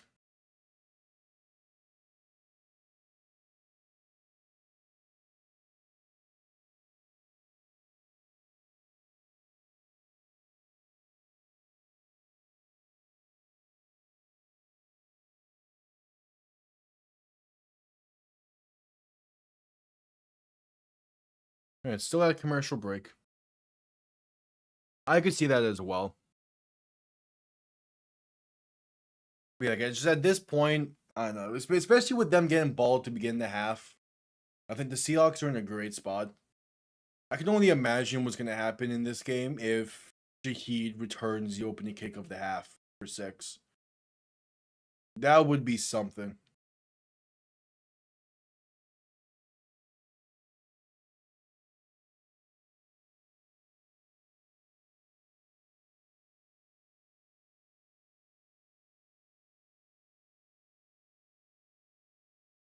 Yeah, NFL honors. That's gonna be something. Yeah, if they obviously if they give him a chance, which I doubt they will, but if they do when he returns it, man, it's gonna be a sight to see.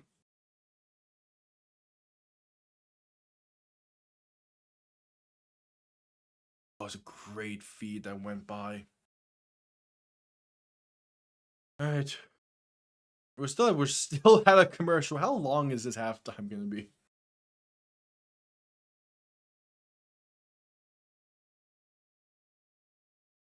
All right, we're just getting back. Took him long enough.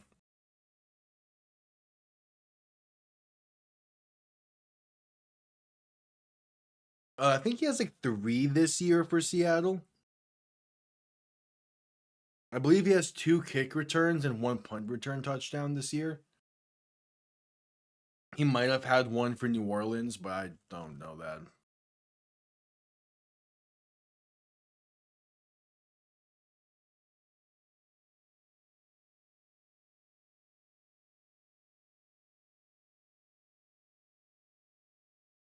And just coming out of halftime, second half kickoff on the way here soon.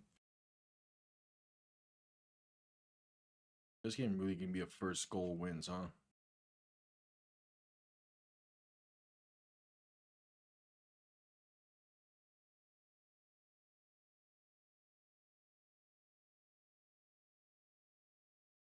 Yeah, game's roughly even. Although Seattle rushing yards only at 38 is kind of crazy.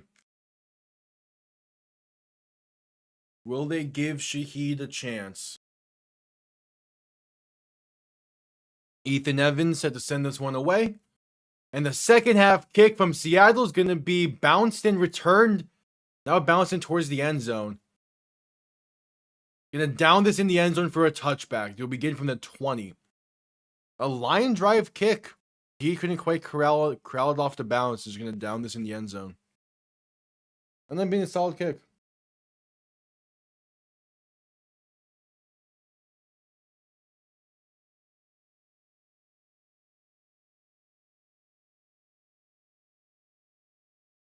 Oh, there's your look.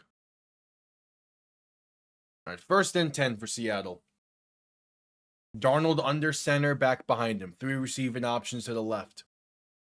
Ball on their own 20. Darnold going to hand this off up the middle. And there's space for a gain of roughly 4. It's Kenneth Walker on the carry. It's been solid. Again, it's a good old divisional clash. Nothing fancy going on. Just 2 teams that hate each other trying to win.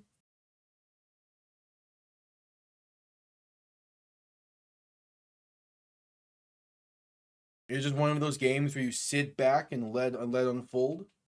Would be a perfect game if this was taking place at like 1 o'clock during the regular season, but yeah, you'll still take it.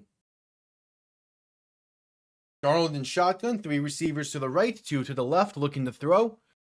Has some time, pass right side, can be caught by JSN. Base pass to 35 to the 37. 2 field goals. It's 2 field goals.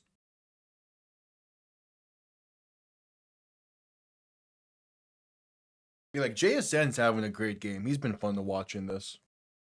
I'll give him that.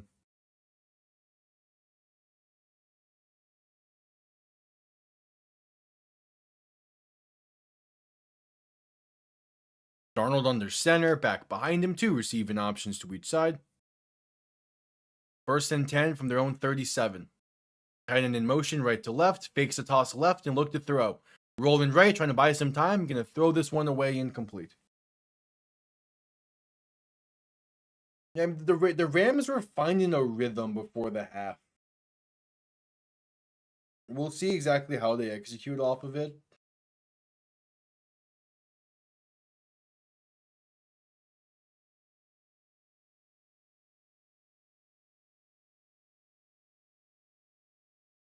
Yeah.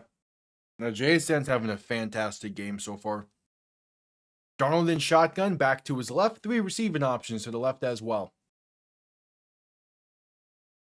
Going to hand this off right side. Kenneth Walker breaks off one tackle, but not going to find much else room. Going to be a loss of 2.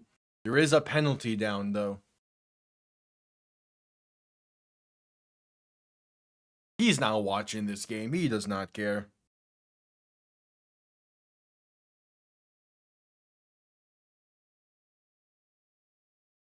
Holding against Seattle is the call.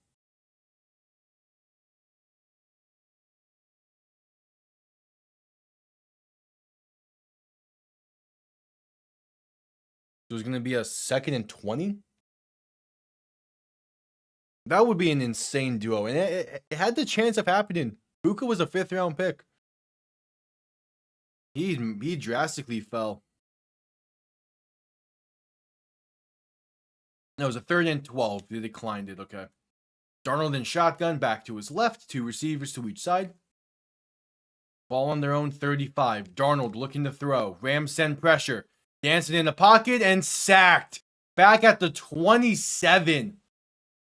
So the Seahawk drive stalls out. They'll punt this one away. Yeah. Hey, George Holani was holding his own there in pass block. Just didn't have anyone open. Yeah. Maybe if he stays on his feet when he's shifting to the left there, he might be able to hit Shaheed over the middle. Besides that, not really anyone. All right, punt comes off clean. Going to be muffed again.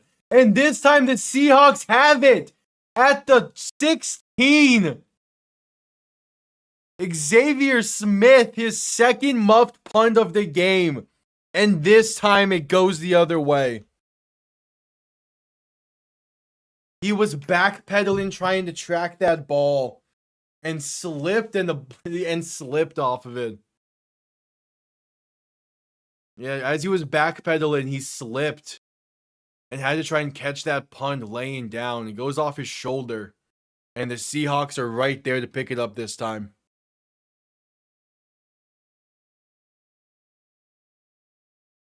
Bad mistake from the Rams.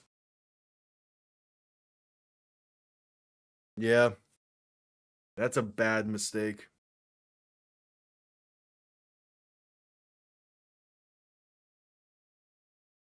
All right, 1st and 10 now. Ball on the Rams 17-yard line after the muff. Darnold under center, back behind him. 3 receiving options to the left.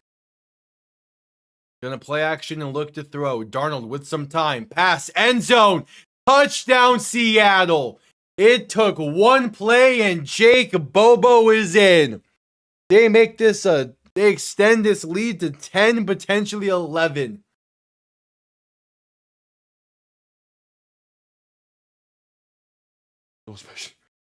Yeah, it's a bad mistake that cost them 7 with it. Seahawks now up by 2 scores.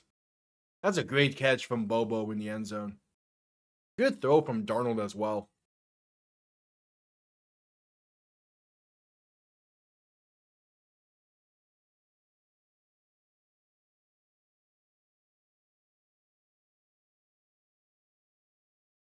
All right, so the extra point is up, and it is good.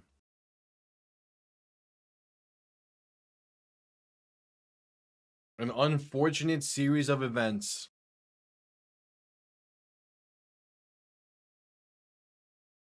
"12 minutes to play in the 3rd. Seahawks up by 11. We head to a commercial break. No, you don't go for 2 there. If they were up by 13 after that, or 12, they probably do. All right. For that commercial break, I'll quickly be right back.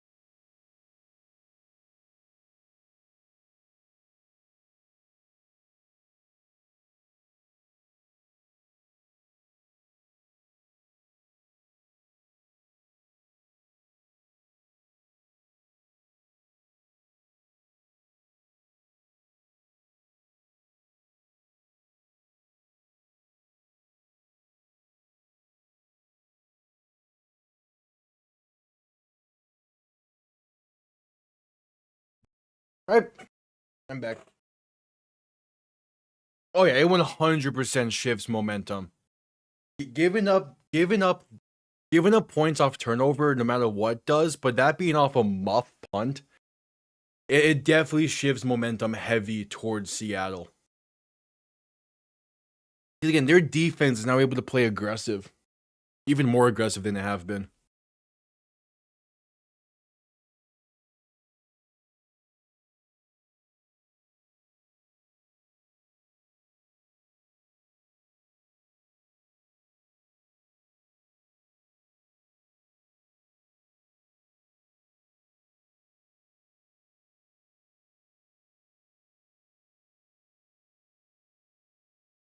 Yep, at commercial break. It very well might cost them. It cost them the last time they played Seattle. Because it was able to shift momentum with the Shaheed punt return touchdown in that game. It's a different style of it happening, but it's a tough one.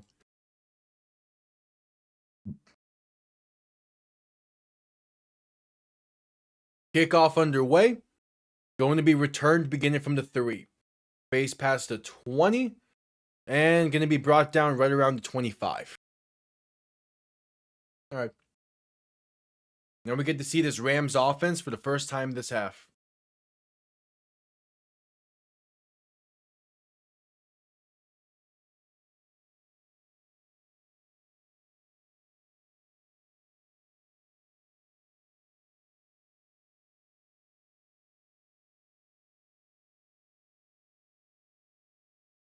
This is now frozen on me.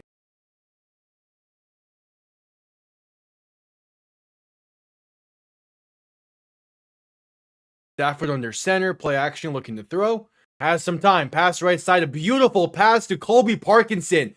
He's past midfield and finally out of bounds right around the Seattle, what's that, 36-ish?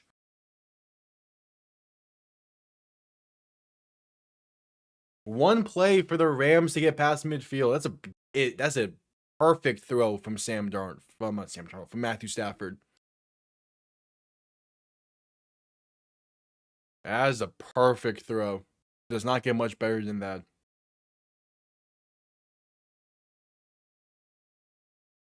Hopefully that's. A ball on the 35. Stafford handoff up the middle. Gonna be a gain of 2 or 3. Yeah, it's just indigestion and shit. It's fine.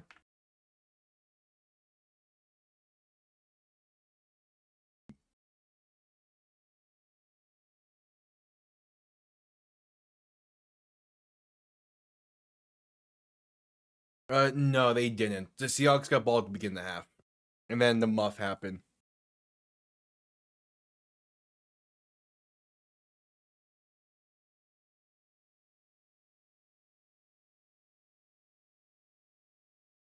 All right, Stafford in shotgun, back to his right, looking to throw in 2nd and 6. Pass right side, perfect ball to Devontae Adams. They're inside the 5 to the 2. That is 2 perfect throws from Matthew Stafford on this drive. They're locking in.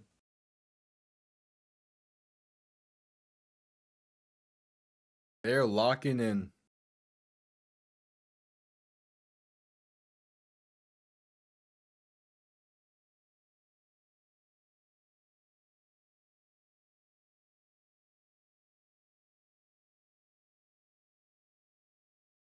All right, 1st and goal.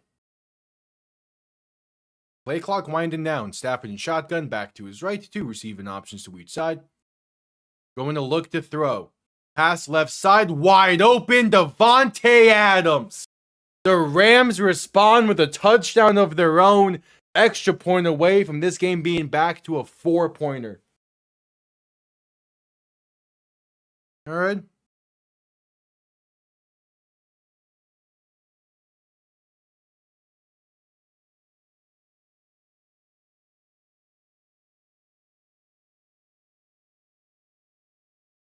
Yeah, it's this Rams team is in such a weird spot, but it's a fun weird spot for them to be in.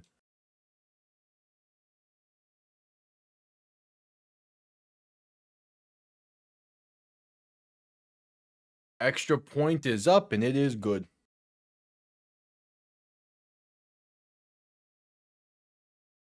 Yes, Stafford had 3 perfect throws on that drive.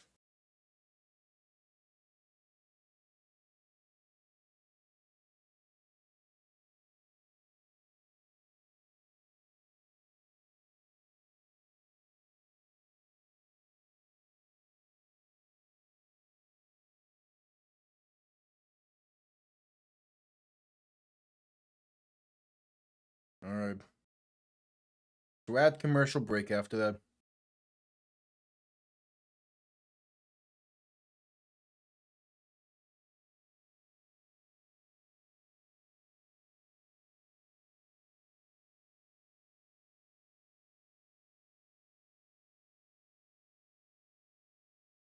I mean, it's still a 1-score game either way. I don't think a 2-pointer would have done that much. If anything, if they failed a 2-pointer, it's not the Rams would have a chance to tie the game next drive with a field goal potentially. Instead, it's still a 4-point game. Because I do not like the other Rams logo. I like this one better. Yeah, I do not like the Rams primary logo. I much prefer the Ram head secondary. It's the same thing with Cleveland. I do not like Cleveland's main logo. I much prefer the dog head secondary logo, so I use that instead. And then with Cincy, I do not like Cincy's primary logo. I grew up with the tiger head logo that they used, so I'm going to keep using that until they get a better one. Oh, yeah.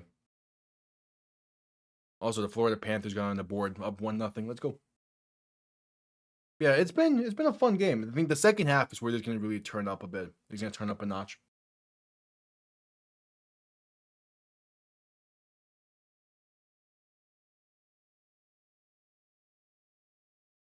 Yeah, the St. Louis Brandon for the Rams was really good. They used it while they were in the LA Coliseum, but it was like slightly altered to more so resemble their 50s look, if I remember correctly.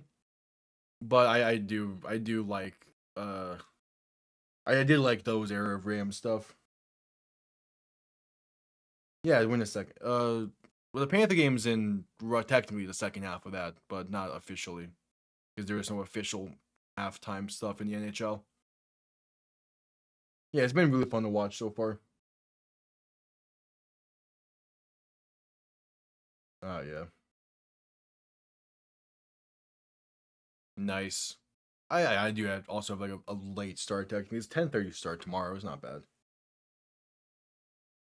I think honestly, Seahawks defense is playing just fine. Yeah, there's not like shutting down like you would want, but against this Rams offense, you'll still take how they're performing. Kickoff going to be down in the end zone for a touchback. They'll be good from the 35. Yeah, the drop snap was not great, but yeah, it's fine. Yeah, you didn't you bounced back from that well.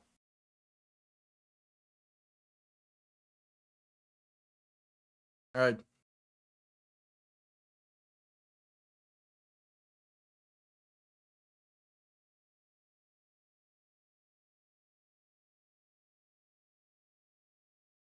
All right, Darnold under center, back behind him.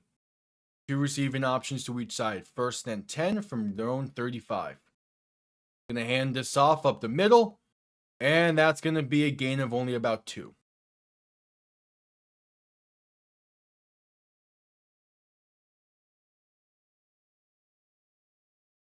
That was Bjornfoot who got that goal for Florida? Hell yeah.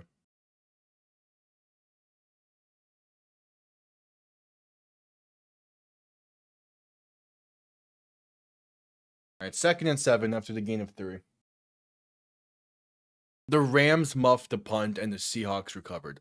A muff is treated the same as a fumble, basically. It's not technically a fumble.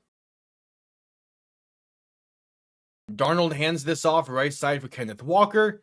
Gonna lose about 3 on this one. So a 3rd and 10 coming up.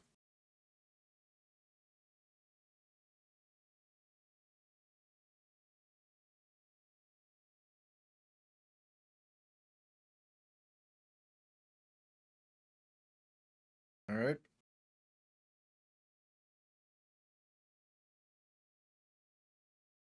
So actually, saying 3rd and 9, I think is being a bit generous. Darnold in shotgun, back to his left, looking to throw. With some time, pass left side, caught by an open receiver is Cooper Kupp. Enough for the first, he gets brought down at the 48.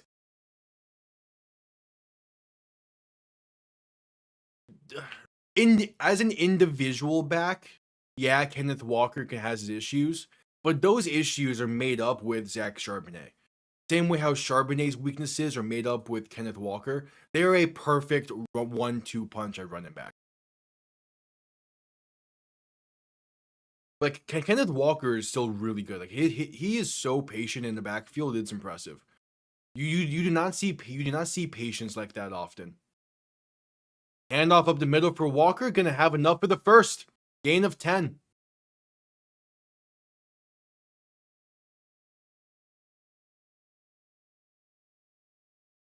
No, I mean, actually, do you? 2 muffs already in this game. You probably do put someone else back there.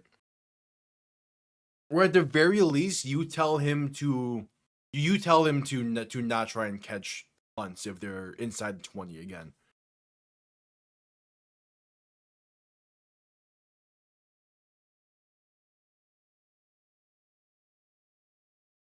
Darnold in shotgun, 3 receivers to the left, 2 to the right. Looking to throw in 1st and 10 from the Ram 41.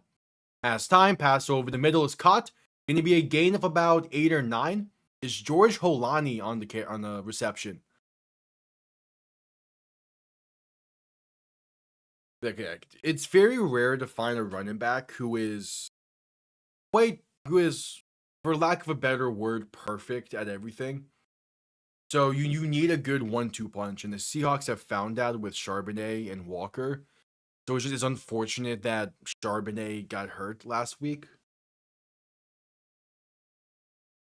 Xavier Smith is pretty much a primary return man for the Rams. He can be good as a receiver, but that's not really his forte. At least not yet. Darnold quick pass left side, caught by JSN for the bubble route. Gonna have space for a first and a whole lot more. So 1st and 10, 6 minutes to play in the third. It'll be 1st and 10 from inside about the 20. Also, Chicago tied things up at 1 right before the end of the period, because of course they did. Ugh.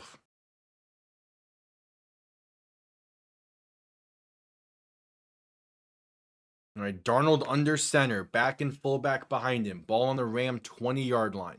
Tight end in motion, right to left. Gonna play action and look to throw. Darnold rolls left, has some time. Dump off left side, caught by Barner, who's gonna fight forward for a gain of roughly 7.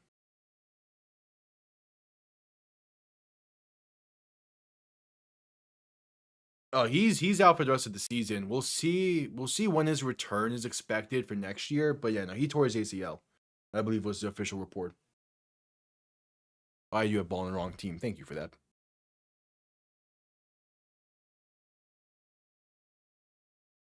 Darnold under center, quick pass left side, going to be just too far up the field for Jake Bobo. Trying a quick hitter. Okay, it probably would have worked, but just didn't put it on him enough.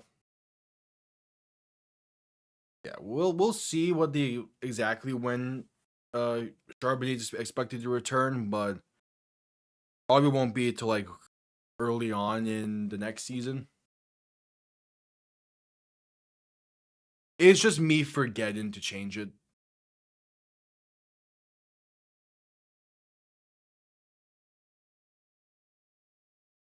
Because typically right after an extra point or something, I make sure to move it because I move the score as well. But sometimes I just forget.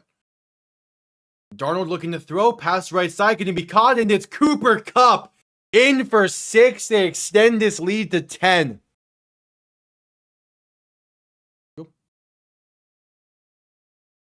4:52 to play in the third.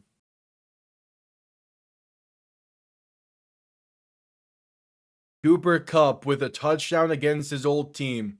Back in his home state as well. That gotta feel great. This entire season has to feel great for Cooper Kupp.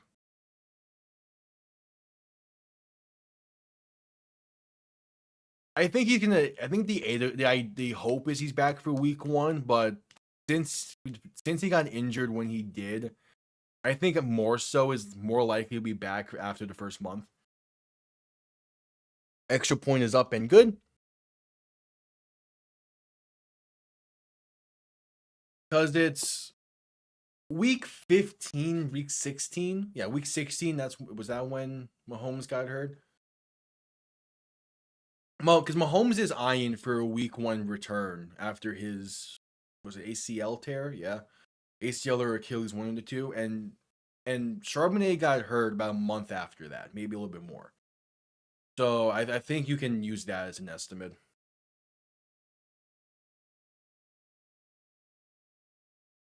This Rams offense is going to try and keep this one close, but we'll see if the defense can then do something afterwards.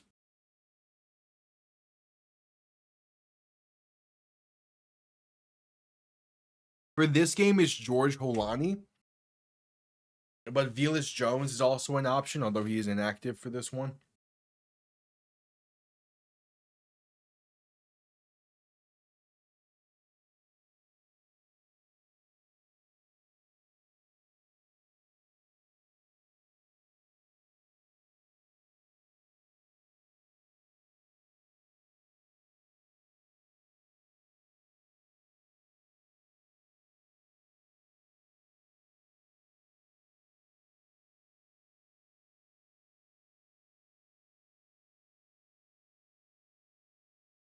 All right, but at commercial break. Yeah, JSN's been having a great season, and the cap off this year with a Super Bowl would be fantastic. I feel better for Sam Darnold. He's playing fantastic in this game. He got a lot of shit during his time in New York.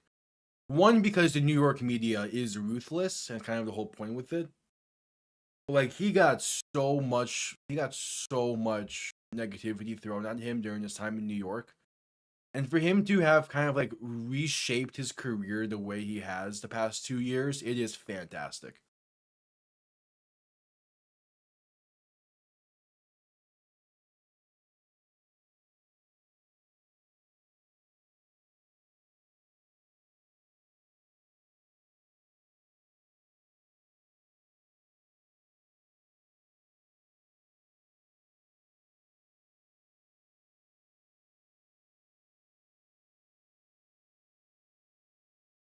It should be just coming back from commercial break.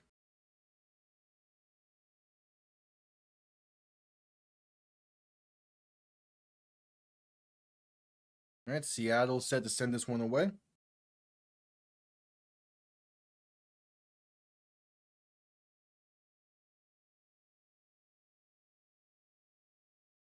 All right, kickoff going to be returned beginning from the 3, space out past the 20, and brought down right around the 25.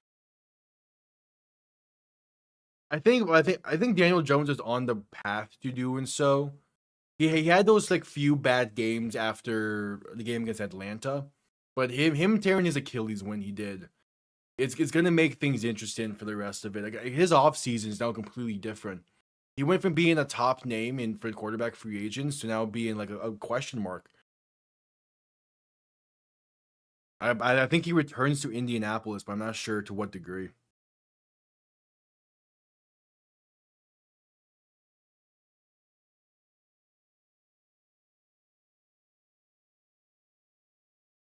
Penalties against the Rams on the return, I'm assuming it's going to be a block in the back or a hold in to some degree. Yeah, block in the back. All right, they're going to push it. They're going to push the Rams back here. Now they're starting from their own 13. They really pushed them back. Okay. 4:45 to play in the third.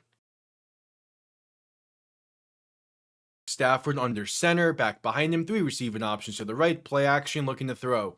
Stafford with time, deep shot left side. It's Devontae Adams. He gets out of bounds roughly near, is that the 47 maybe? But one play and the Rams are already deep down the field. Yeah, out of bounds right around the 47. We're going to say the 48. Stafford in shotgun, back to his right, 2 receiving options to each side, looking to throw once again. Has some time, pass right side, going to be caught by Colby Parkinson to midfield. And there's a penalty. Yeah, Devontae Adams. He is shining. Well, I think the stat is he's 0 for 4 in conference championship games. So the current record is 0 for 5 by some player who's for the Rams and Chargers. The penalty is hands to the face against Seattle. Gonna be an automatic first down. Oh, not hands to the face, illegal contact. All right, so 4 minutes to play in the third.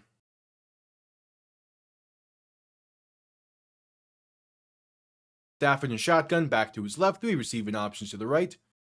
Ball now on to Seattle, 47.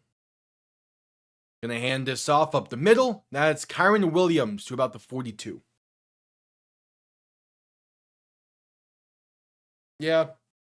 But like even then, like their defense during the regular season was really good as well. It's just eventually it kind of just pulled off a bit.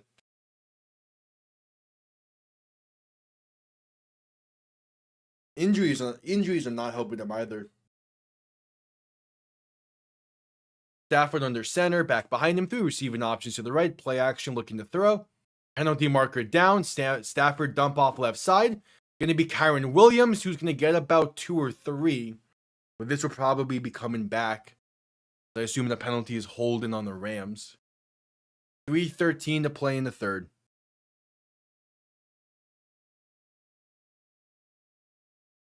No, his hands to the face against the Rams. Either way to pushing them back.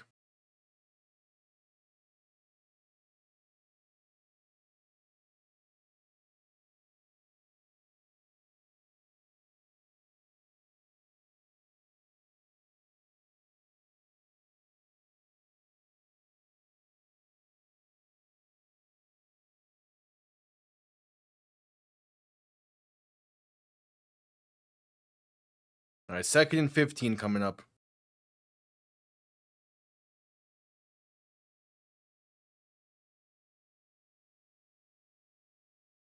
Stafford under center, back behind him, 3 receiving options to the right.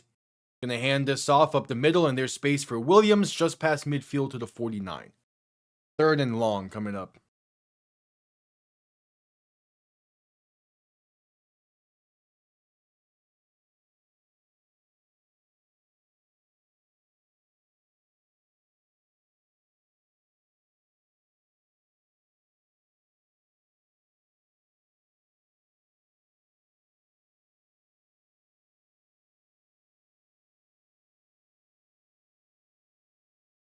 All right, Stafford looking to throw in 3rd and 12. Stepping up, pass right side, gonna be incomplete. Looking for Puka Nacua, that was nearly picked off by Tariq Woolen. Either way, it's a 4th and 12 coming up, and the Rams will punt. Not a great throw from Stafford. But still, that's some great defense from Nacua to make sure that's not picked off. 2:13 to play in the third. We're going to have a stoppage here. I assume due to injury timeout. Because they're not saying any team has called a timeout specifically yet. We'll see. Yeah, because the Rams are about to punt it away, seemingly. No, after the play on sportsmanlike conduct against Seattle. That's going to give the Rams a free first down. Seattle made the stand, but it's taunting. Yeah, Woolen's talking shit to the Rams sideline. You can't do that. Yeah, the Rams were lined up to punt there. That's a bad penalty to take. No, it wasn't JSN. It was Woolen who was chirping at the Rams sideline. You can't do that. You can't, man. Not in this type of game. Stafford under center, play action looking to throw. Has time, pass deep, left side, Puka Nacua. It's a touchdown for the Rams. The difference maker. The Seahawks defense got off the field on 3rd and 12, only for a penalty by Tyreek Woolen taunting the Rams sideline. Gives the Rams new life, and it's Puka Nacua against Tyreek Woolen, who brings this back to a 1-score game. Karma. That is karma.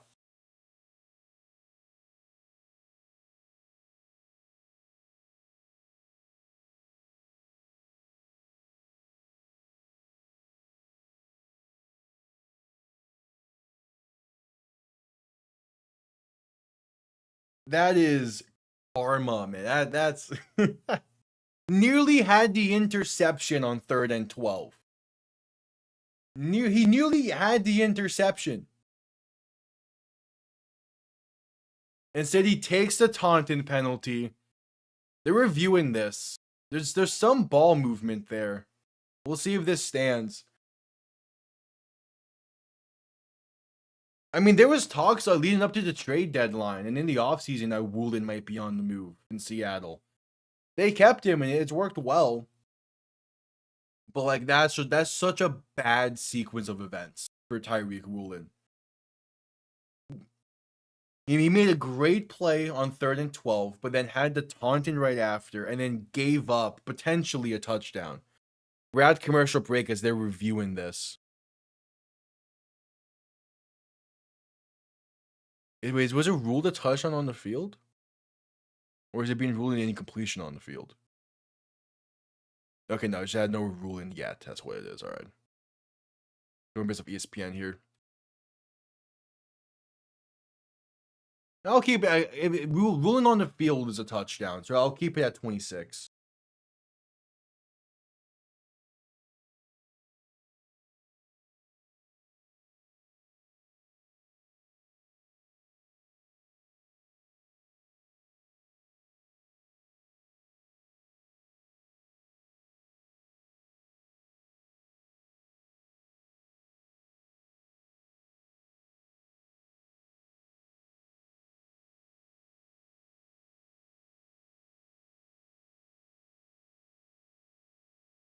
We're at commercial break as they're reviewing this.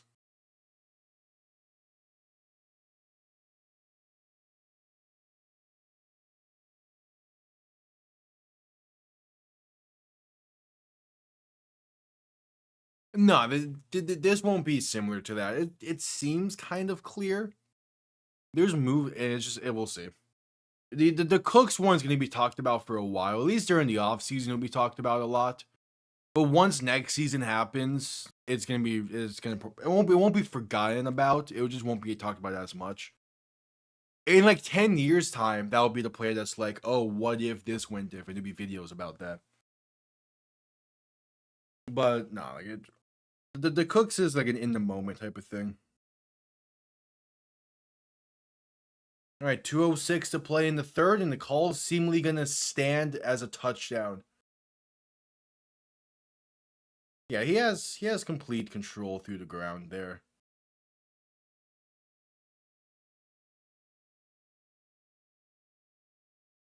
I mean, you can't be. Again, we don't know what he said to the sideline. That does make a difference in terms of it being taunted or not.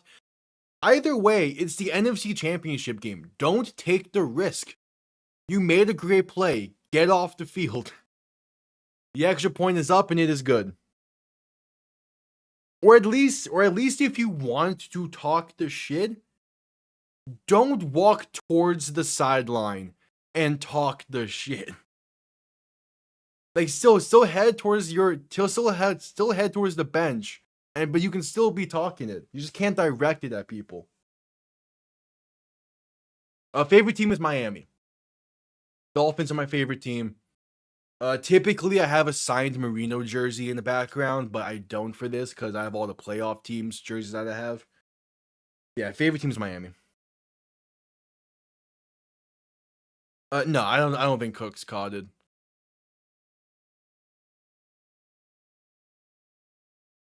I mean, like if you go back to my reaction for that game, and like At first, I was like, he caught it, but then they ruled an interception. As we see the replays, and it's like, okay, yeah, I see it. It's like so many of those similar plays have happened throughout history, and it's been ruled an interception. Kickoff going to be returned beginning from the 5. He gets up past the 25 to the 27. All right. It's up there. I want to go to Lumen Field bad. It seems fantastic, and the energy at that stadium as well seems second to none. It's on my top 5 list. But I do also want to go to every stadium at some point.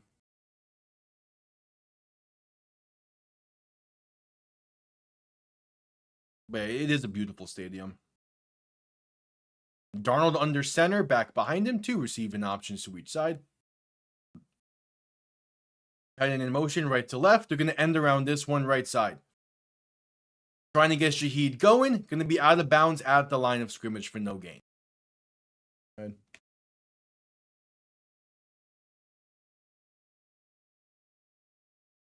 I mean, that would be a pretty solid way for this season to end with how weird of a season it has been. At the same time, I mean, I don't care who wins this game. I just want the Patriots to lose in 2 weeks. Oh, the taunting probably did change momentum a bit. It's just, the question is just, for the next time the Seahawks defense is on the field, how did it change it? Darnold in shotgun, a back to his left. Gonna play action and look to throw. Pressure coming. Darnold rolling right. Buying time. And gonna throw this one away incomplete. 3rd and 10 coming up. 1:08 to play in third.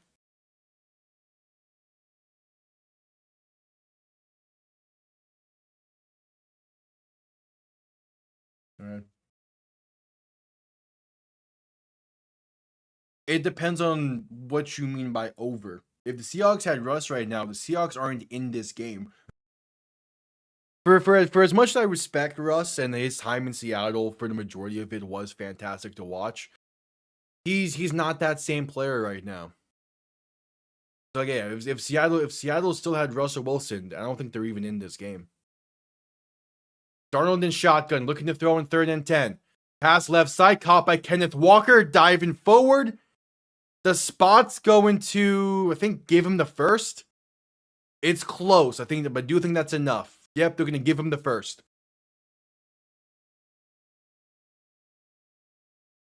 With 58 seconds of play in the third, it's Kenneth Walker for a gain of 10.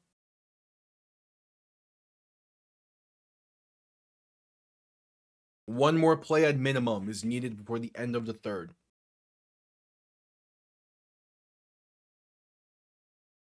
Darnold under center, back behind him. 3 receiving options to the right. Now moving into shotgun, back to his right. 2 receiving options to each side. They get the snap off in time as Darnold looks to throw. Pressure coming, rolling right, the dump off right side. Going to be past the 40 to about the 42. It's George Holani on the reception. And that should be the end of the third quarter. 15 minutes remain. Trip to Santa Clara on the line. A battle with New England in 2 weeks' time on the line. Which team will be able to get a Super Bowl rematch with the Patriots? The Seahawks, who the last time they were in the Super Bowl was that Super Bowl 49 game with New England, the game where they should have ran it on the 1-yard line. Or the Rams, who are 0-2 all-time in Super Bowls against the Patriots. We shall see.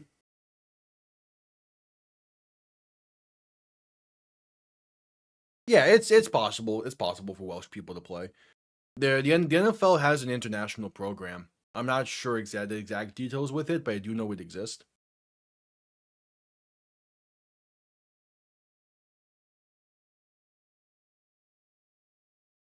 Who do you mean by Brady there?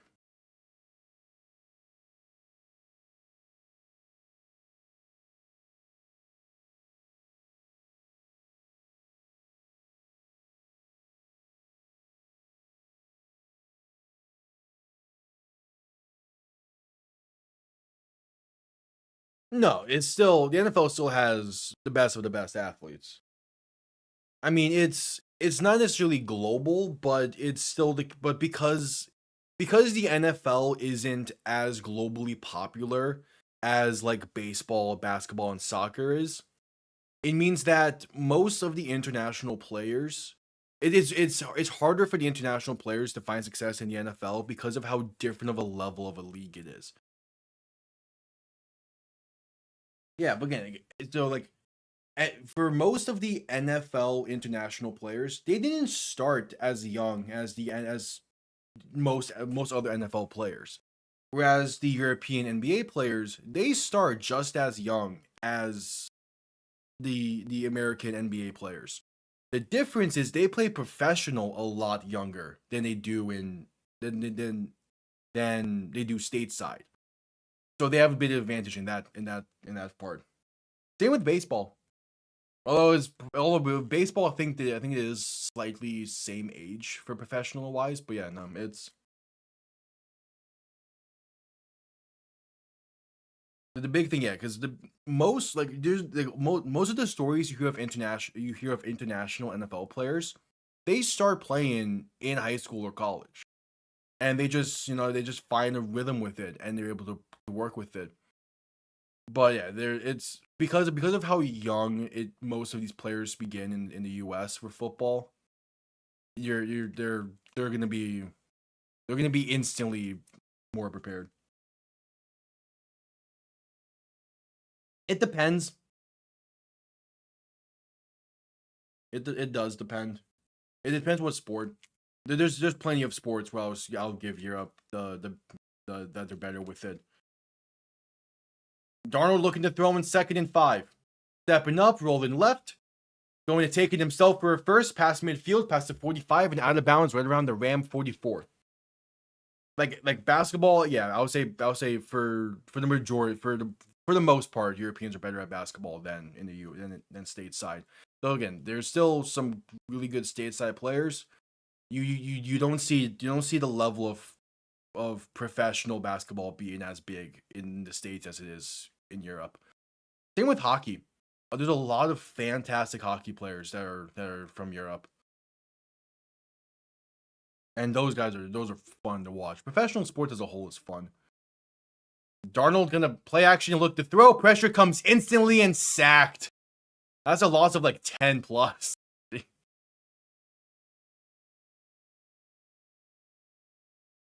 That play got blown up.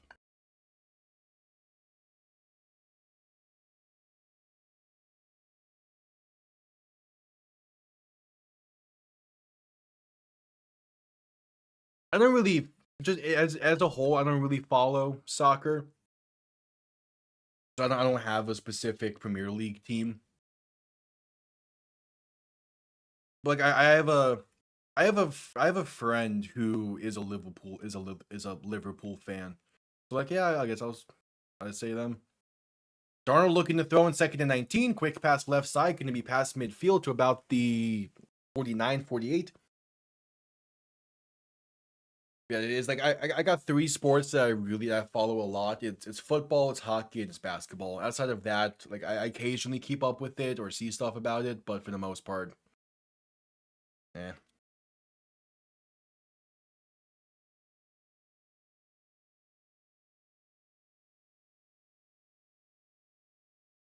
Darnold in shotgun, back to his left, two receiving options to each side. Ball on the 49-yard line. And it's going to be an offsides here, I think, against the Rams. Going to make this a more manageable 3rd down. Yeah, it's encroachment against the Rams. All right, 3rd and 10 coming up. Yeah, no, not really a rugby guy either. I played, again, I'm football through and through. I played football in high school, played football growing up. Yeah, and like there's also a few rugby guys that have come over to the States to play football. I mean, Jordan Mailata is one of them. Like I respect rugby a shit ton. The fact that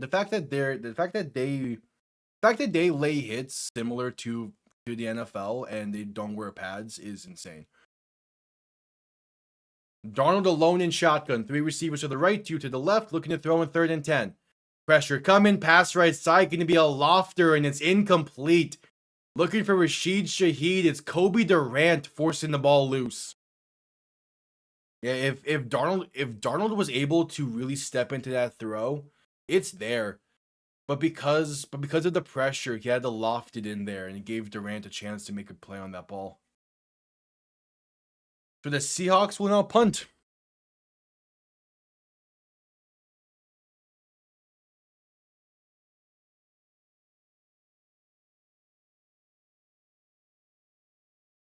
All right, punt comes off clean. Going to be fair caught at the 10. And yeah, that's Kyron Williams now being the return man. Xavier Smith got the bench. Did Samo just... Oh, hold on. Did that fully cross over? Look at that. The Florida Panthers are playing right now. I have the game on in the background, I think. Yeah, I think Samo Skevich just took the lead. Hell yeah. That snuck through the 5 full of Spencer Knight. Okay. Cool. Yep, 2-1 Cats.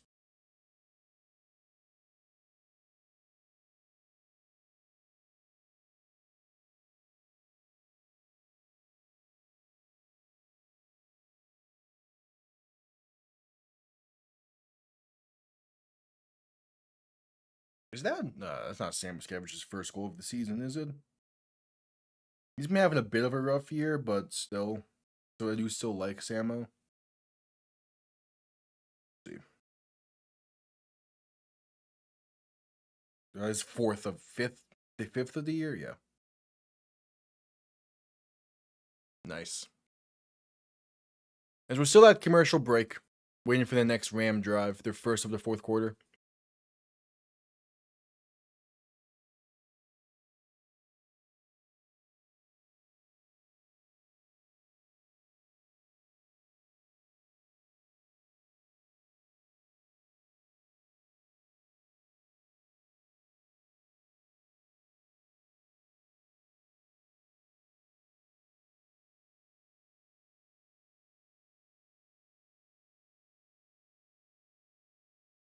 All right, still that commercial break.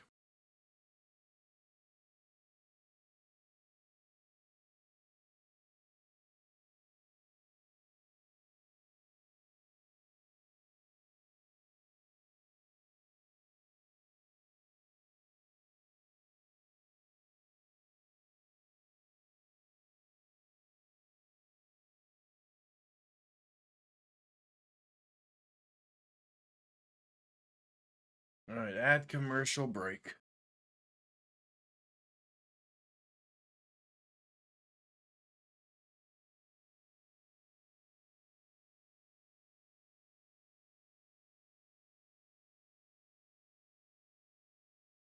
Here we go. 12:18 to play in the game. Just coming back from commercial break. Rams down by 4. A chance to take the lead here.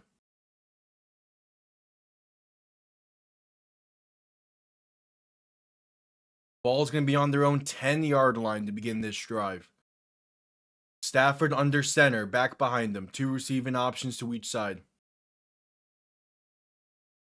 Man in motion, right to left. Stafford going to hand this off left side. It's Blake Corum going to fight his way past the 15 and finally brought down you the 20. That's a great carry from Blake Corum. Created something out of what looked like initially as nothing. Good start to this drive. All right, just build off of it.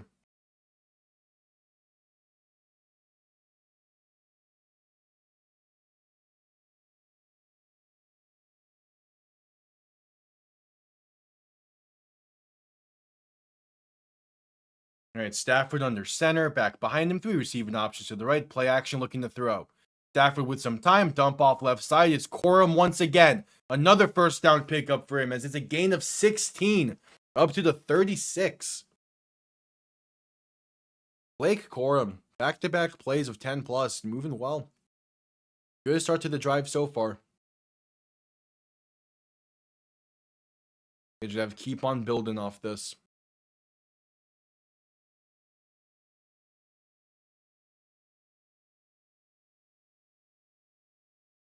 Stafford under center, back behind him. 2 receiving options to each side, play action looking to throw. Stafford with time, dump off left side, going to be Kyron Williams. Makes one-man miss and breaks through 3 defenders to get to midfield. The Rams are not going down easy right now.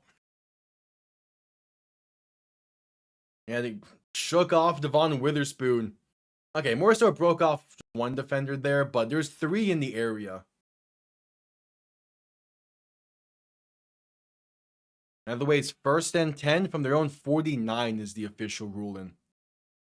10:40 to go in the game.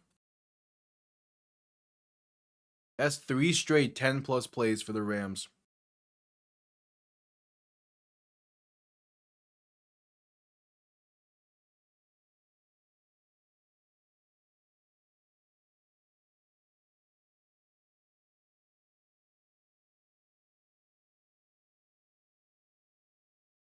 All right, 1st and 10.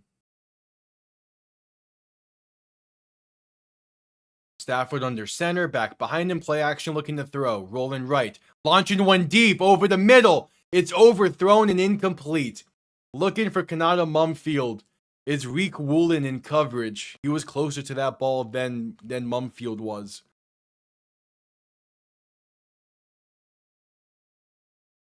Oh, did Verhage just get one through as well?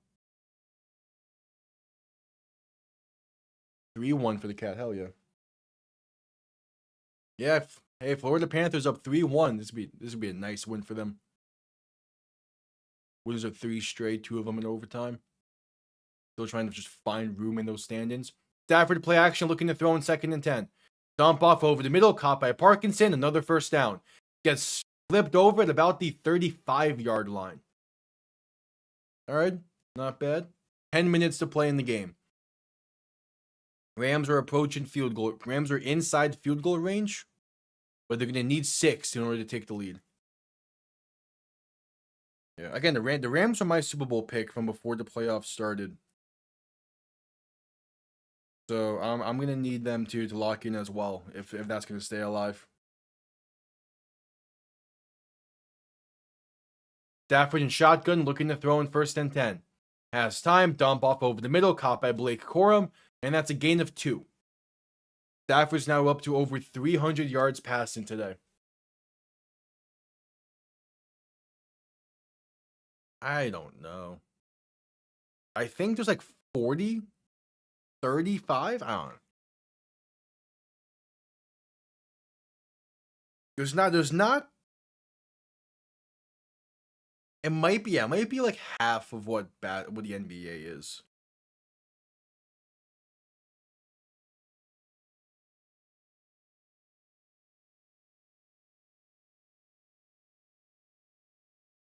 Stafford dump off the right side for Blake Corum once again. Going to be a gain of 6. So 3rd and 2 coming up.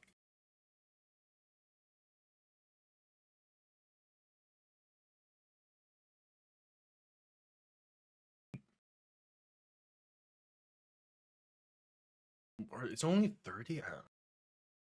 Because there's like roughly a game or 2 a week. And it goes up until the end of February. And it begins in like November, December. So you can do the math there. Stafford play action looking to throw. Pass over the middle is caught by Parkin. No, it's incomplete. Couldn't hang on the near perfect pass. 25-35? Yeah, that sounds about right.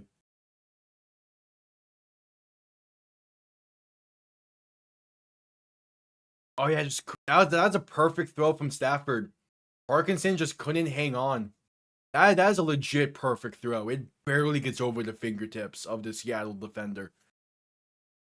But 4th and 1, and the offense is staying on the field. 8:16 to play in the game. Stafford in shotgun, back to his left. 2 receivers to each side. Going to look to throw.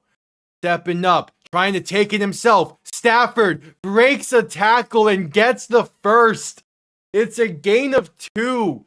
Dexter Lawrence, the defender's trying to bring him down. But Steven Stafford is fighting through tackles, man. What is this Rams team?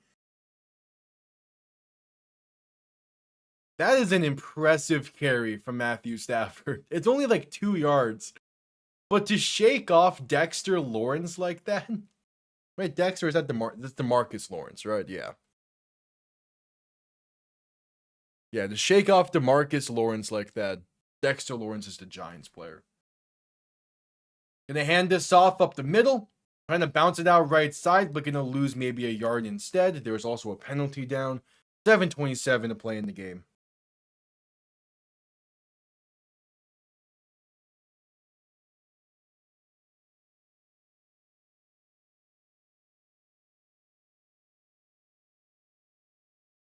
It's against Seattle. It's an offsides against Seattle. Gonna be a 1st and 5 coming up.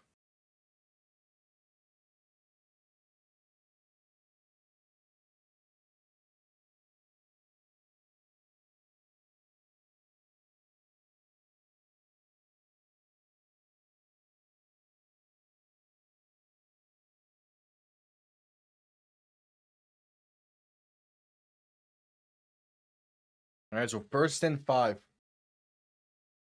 Stafford under center, back behind him, 3 receiving options to the right. Man in motion, right to left. Gonna play action and look to throw. Stafford pump fakes left, gonna try and take it up the middle. Now gonna shovel this one right side for Nakua. That's a gain of 7. Question is, was that a backward shovel pass? I think it would need to be for that to withhold. And seemingly it's gonna say it is.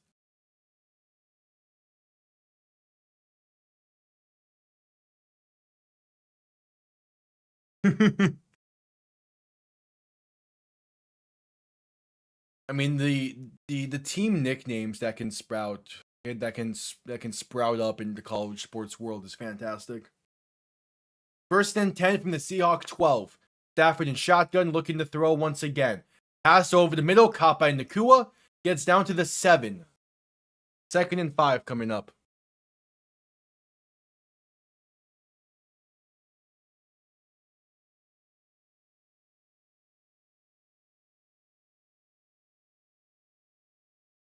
I was saying a gain of 6, so it'll be 2nd and 4.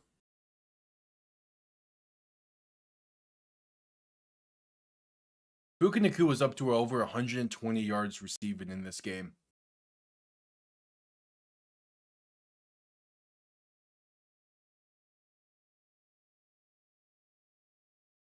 All right, Stafford under center, back and fullback behind him. Gonna hand this off up the middle for Kyron Williams, and he's tripped up at the line for no gain. 3rd and 4 coming up. I'm not surprised by that for Nebraska.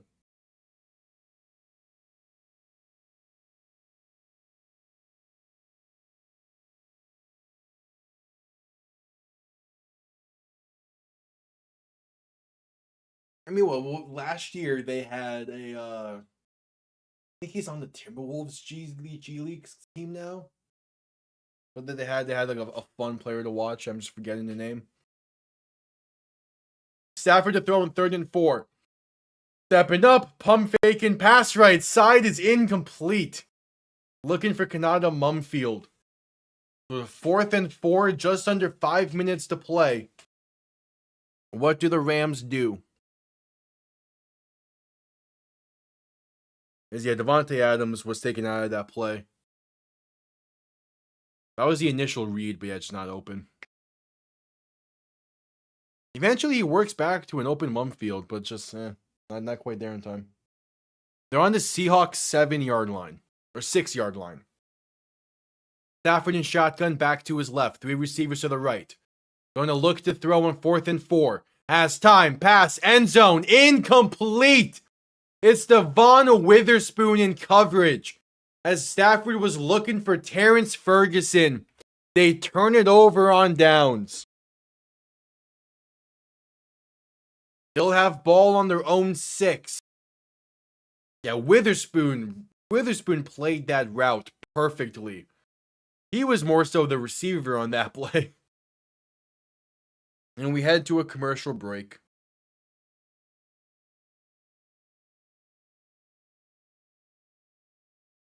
There's a chance. There is a chance.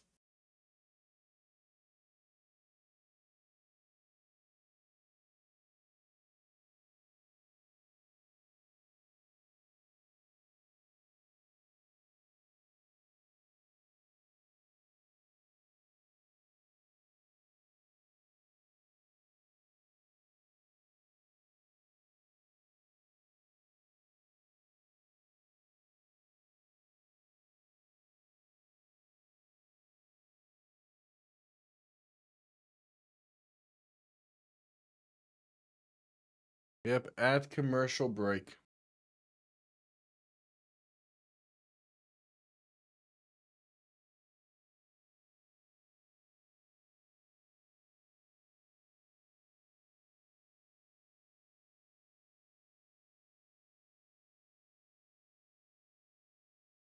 At commercial break.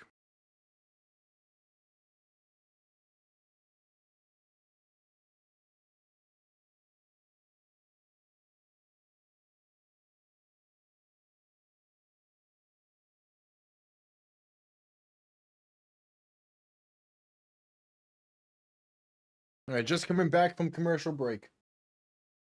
Yeah, I saw that. I'm not surprised.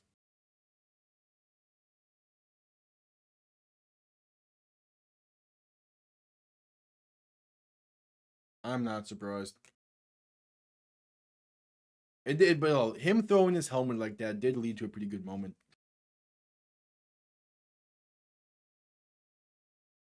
Again, like it's tough the way the Bills lost last week, but I'm always here to see the Bills lose.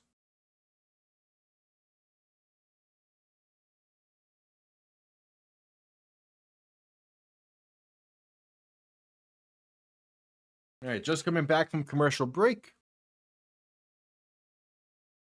And here's that replay. Yeah, no one else is really open for Stafford. Kind of the only option.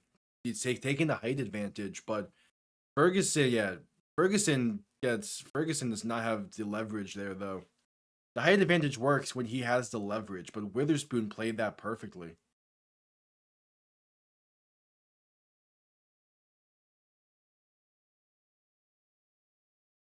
All right, so Darnold under center, back behind him. 3 receiving options to the left. Ball on their own 6-yard line. Darnold going to hand this off up the middle, and that's going to be Kenneth Walker getting into the 10. Gain of 4 coming up. For the roughing penalty? Okay, that's kind of Considering that was also declined, it's kind of just funny. Either way, yeah, it's Joey Bosa was kind of quiet this year for the Bills, even though that was like one of the earlier free agent acquisitions. Darnold to play action, looking to throw, dump off left side, caught by Kenneth Walker, makes 2 men miss and has space. A first down reception and more, past the 20 to the 25. But there's your breathing room.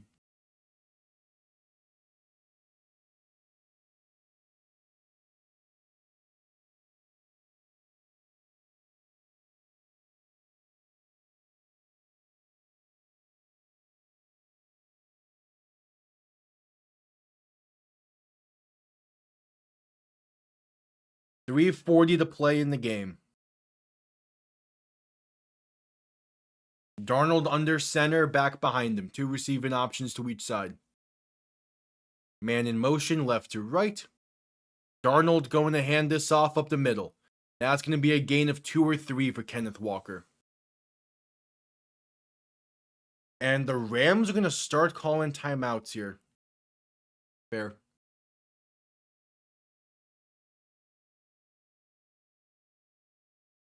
There's their first. 3:24 to play. 3:26 to play. They added 2 seconds back to the clock.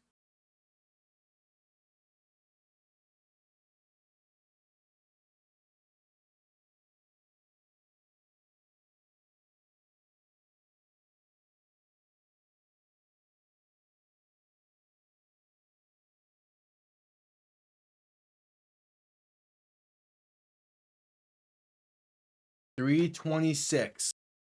Rams defense needs to make a stand here soon. I did. It's a good thing I'm not playing that game on PC. That's going to be firmly on my PS5 because I'm going to platinum that game.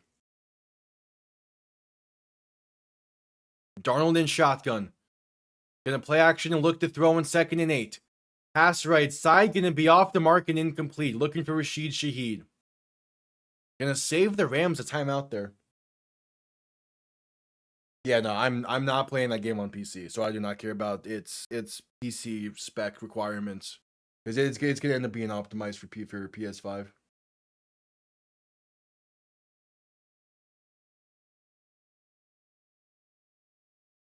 It's like I have a really good PC, but like I'm more so using it for editing and streaming at this point. I do still play games on there occasionally, but not to the same degree I used to. It's more so just been PS5 stuff. Darnold and shotgun, and Seahawks will call a timeout. They're not gonna get that snap off on. They're not gonna get that snap off on time on 3rd and 8. So they call their first timeout with 3:20 to play.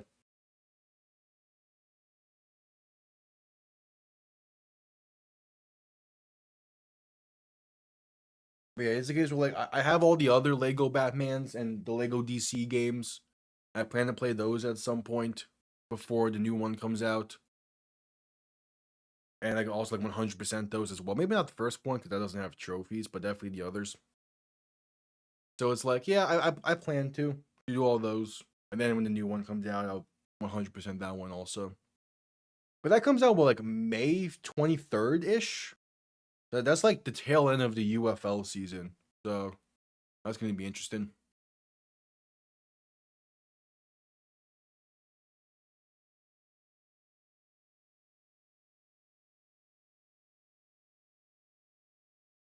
Also, the Chicago's going empty net early here. 2.5 to play in the third. Okay.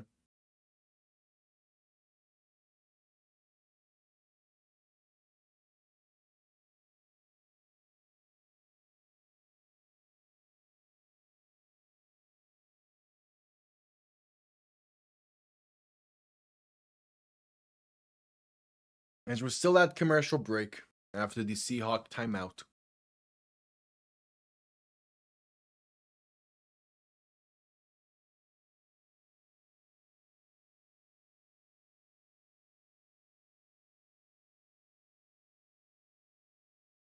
Hey, there's the empty net. The Rhino with the empty netter. Either way, that's a Florida Panthers win on this fine Sunday. I will take it. Good win as well. Gonna put 3 points back of Boston now for a wild card spot.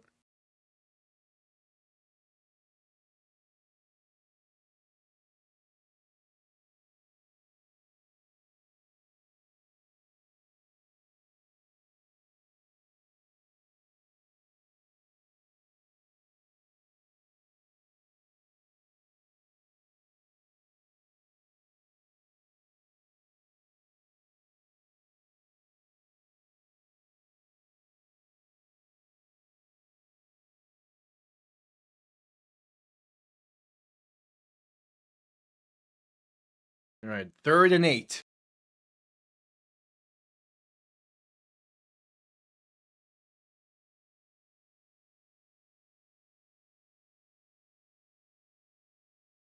Darnold alone in shotgun. 3 receiving options to the left, 2 to the right. Tight end in motion left to right. Gonna motion a receiver from the left side into the backfield now. Ton of movement before this play. Darnold looking to throw. Rams send pressure. Pass left side. Gonna be caught by Cooper Kupp. He's down by contact. Did he get the first? They're gonna say he did. The Seahawks move the chains. The Rams call their second timeout. It's Cooper Kupp with the potential icing on the cake against his former team. If this maintains as a first down.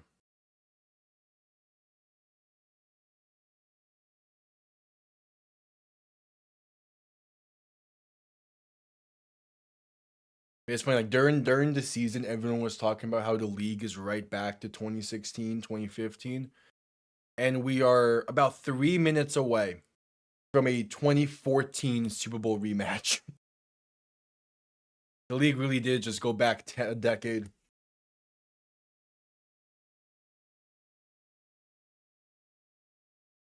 McVay has the challenge flag in his hands. Is it going to be booth reviewed, though? The refs are talking it over with him.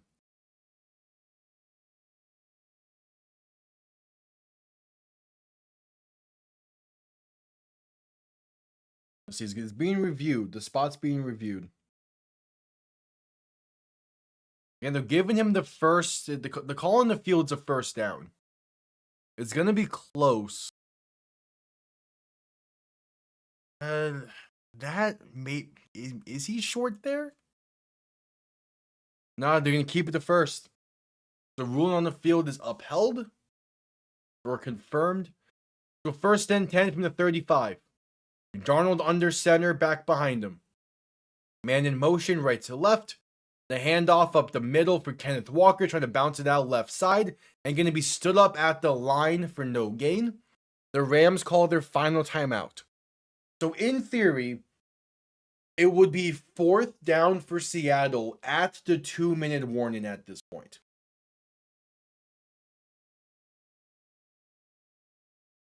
So the Rams can still get the ball back with plenty of time, being down by 4. But they're going to need to hold them here. Another first down.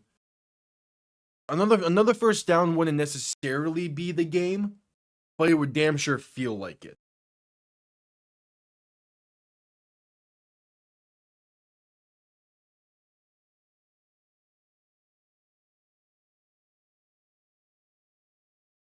All right, 2nd and 10.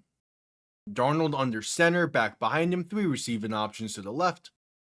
Man in motion, left to right. Darnold going to play action and look to throw. Pressure coming, rolling right. Pass right side, going to be caught by JSN. It's a first down, gain of 14. And the clock will roll. JSN, who's having a fantastic game, now up to over 150 yards receiving. And that pretty much just calls game. They can let this run to about 2:14 to play in the game before having to call another play, and then that'll bring us to the 2-minute warning. Sam Darnold's up to over 346 yards passing. He's also having an incredible... The Seahawks as a whole, man, just an incredible showing.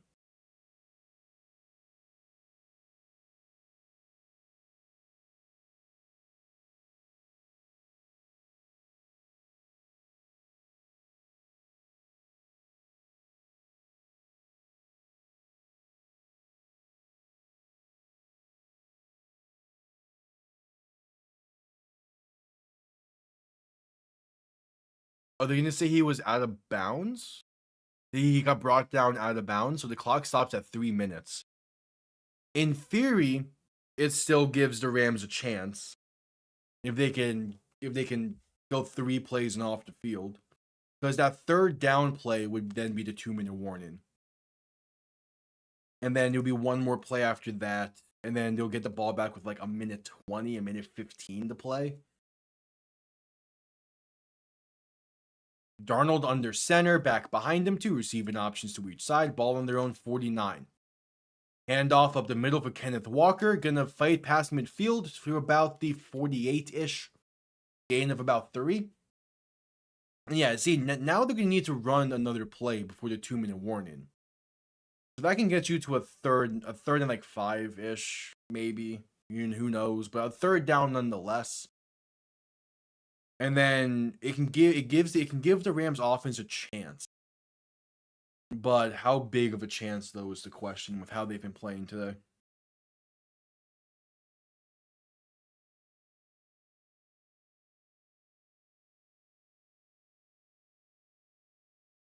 Darnold under center, back and fullback behind him. Play action looking to throw. Darnold pass left side is incomplete. There is a penalty. Was looking for JSN. Emmanuel Forbes was in coverage. And if this is on the Rams, that will be all she wrote.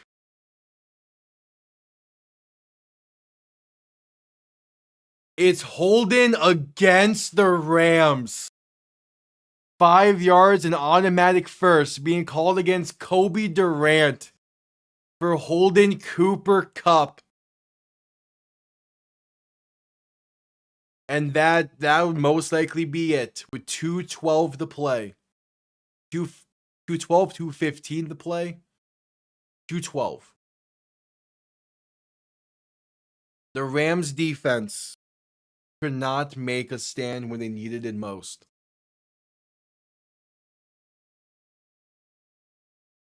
Darnold under center, back behind him, 2 receiving options to each side. Potentially the final play before the 2-minute warning. Darnold, handoff left side. Going to be Kenneth Walker, fights his way past the 40 and gets some extra pushing down to the 37. And that's the 2-minute warning. It's 2nd and 4. 2 minutes to play. A first down ices it. If the Rams hold, get him to a 4th, maybe. But that will probably do. We're going to head to a commercial break first. So I'll quickly be right back.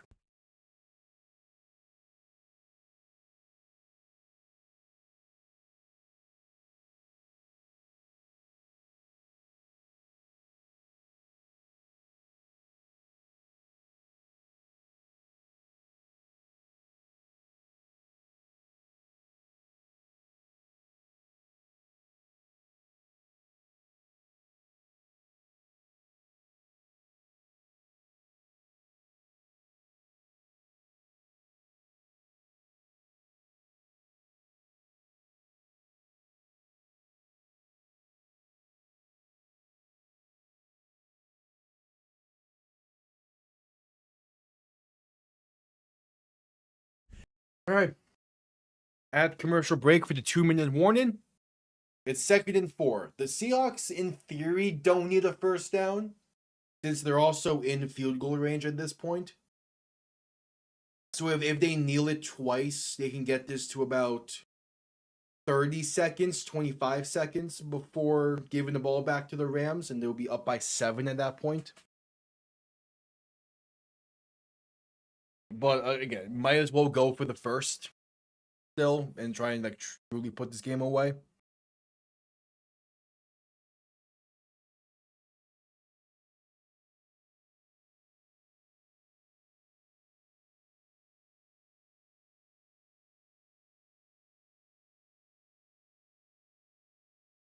Yep, at commercial break.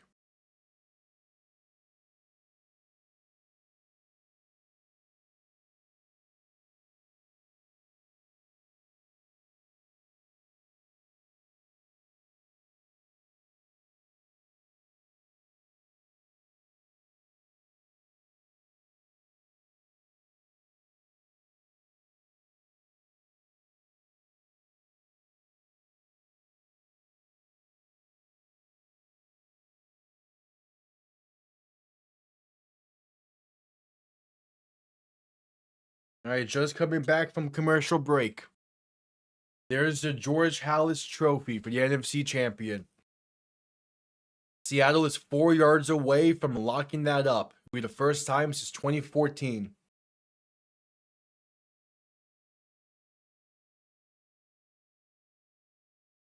Second and 4. Darnold under center, back behind him. 3 receiving options to the left. Darnold going to hand this off up the middle. Kenneth Walker's going to lose 3. He's back to the 40-yard line. They're still in field goal range, though. They're still fine. But this can get the clock down to about a minute 15 before another play is needed. Now a 3rd and 7. Seattle's going to let this clock run as much as they can.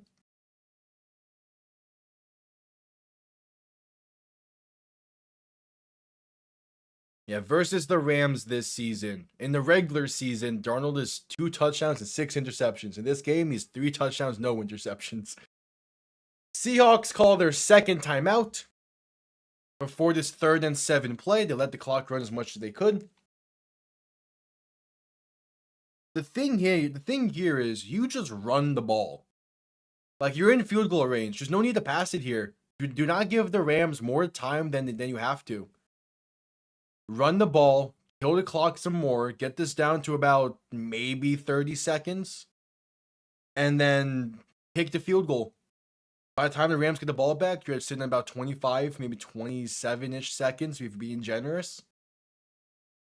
And you're gonna force the Rams to go the length of the field with no timeouts and minimal clock. All you gotta do. Darnold in shotgun, back to his left. 2 receiving options to each side. Ball on the Ram 40-yard line. Man in motion left to right. Darnold's going to keep it himself and is sacked. He's sacked back at the 45. Oh, no. It's Brandon Fisk on the sack. Wait, how long is his kick now?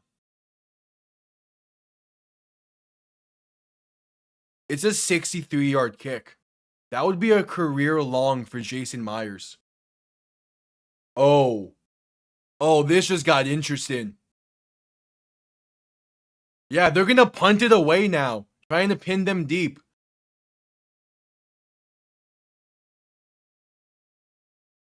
Punt comes off clean. Going to be fair, caught at the 7.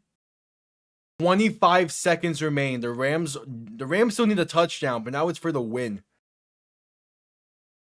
Still gonna need a miracle. They need to go 93 yards. But at least it's for the win and not for a potential tie now.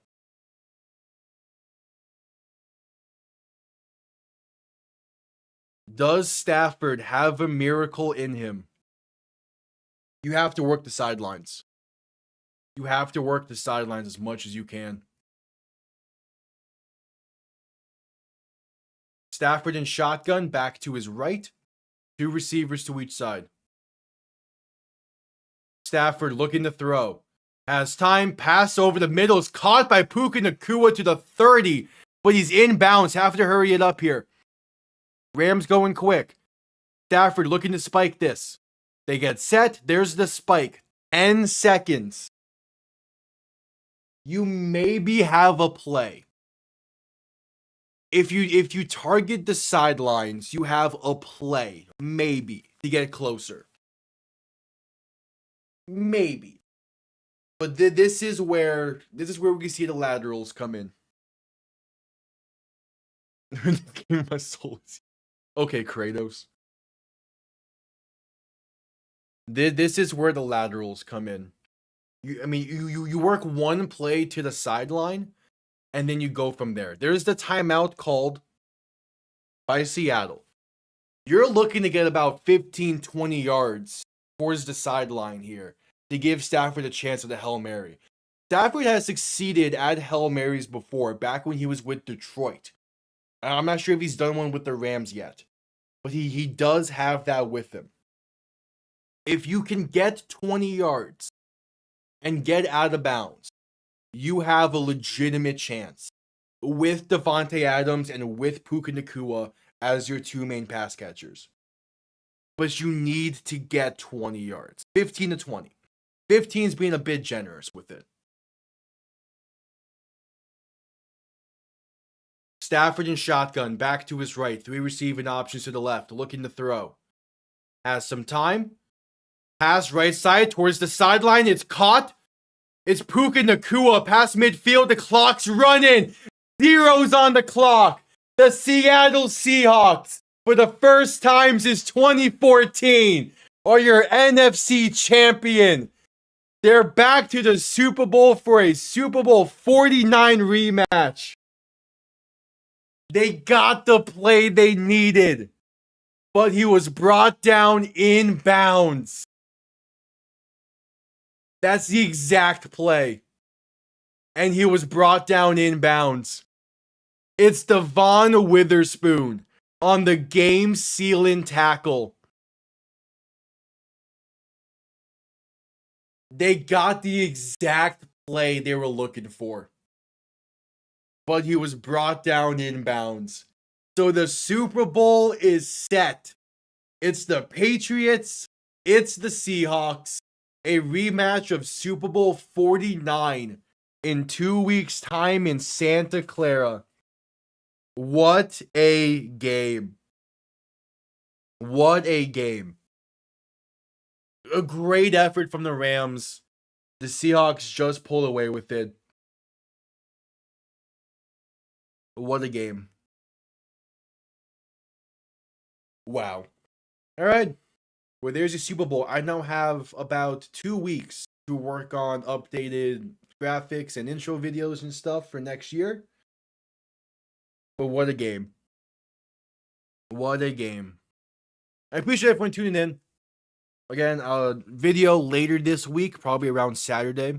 It can be a video essay just to buy time in between weeks. Next week, Wednesday, is when there'll be the Super Bowl preview video. And then Super Bowl in 2 weeks. Appreciate everyone tuning in. 1 game remains in the NFL season. I'll see you all then. Have yourselves a damn good one. Peace.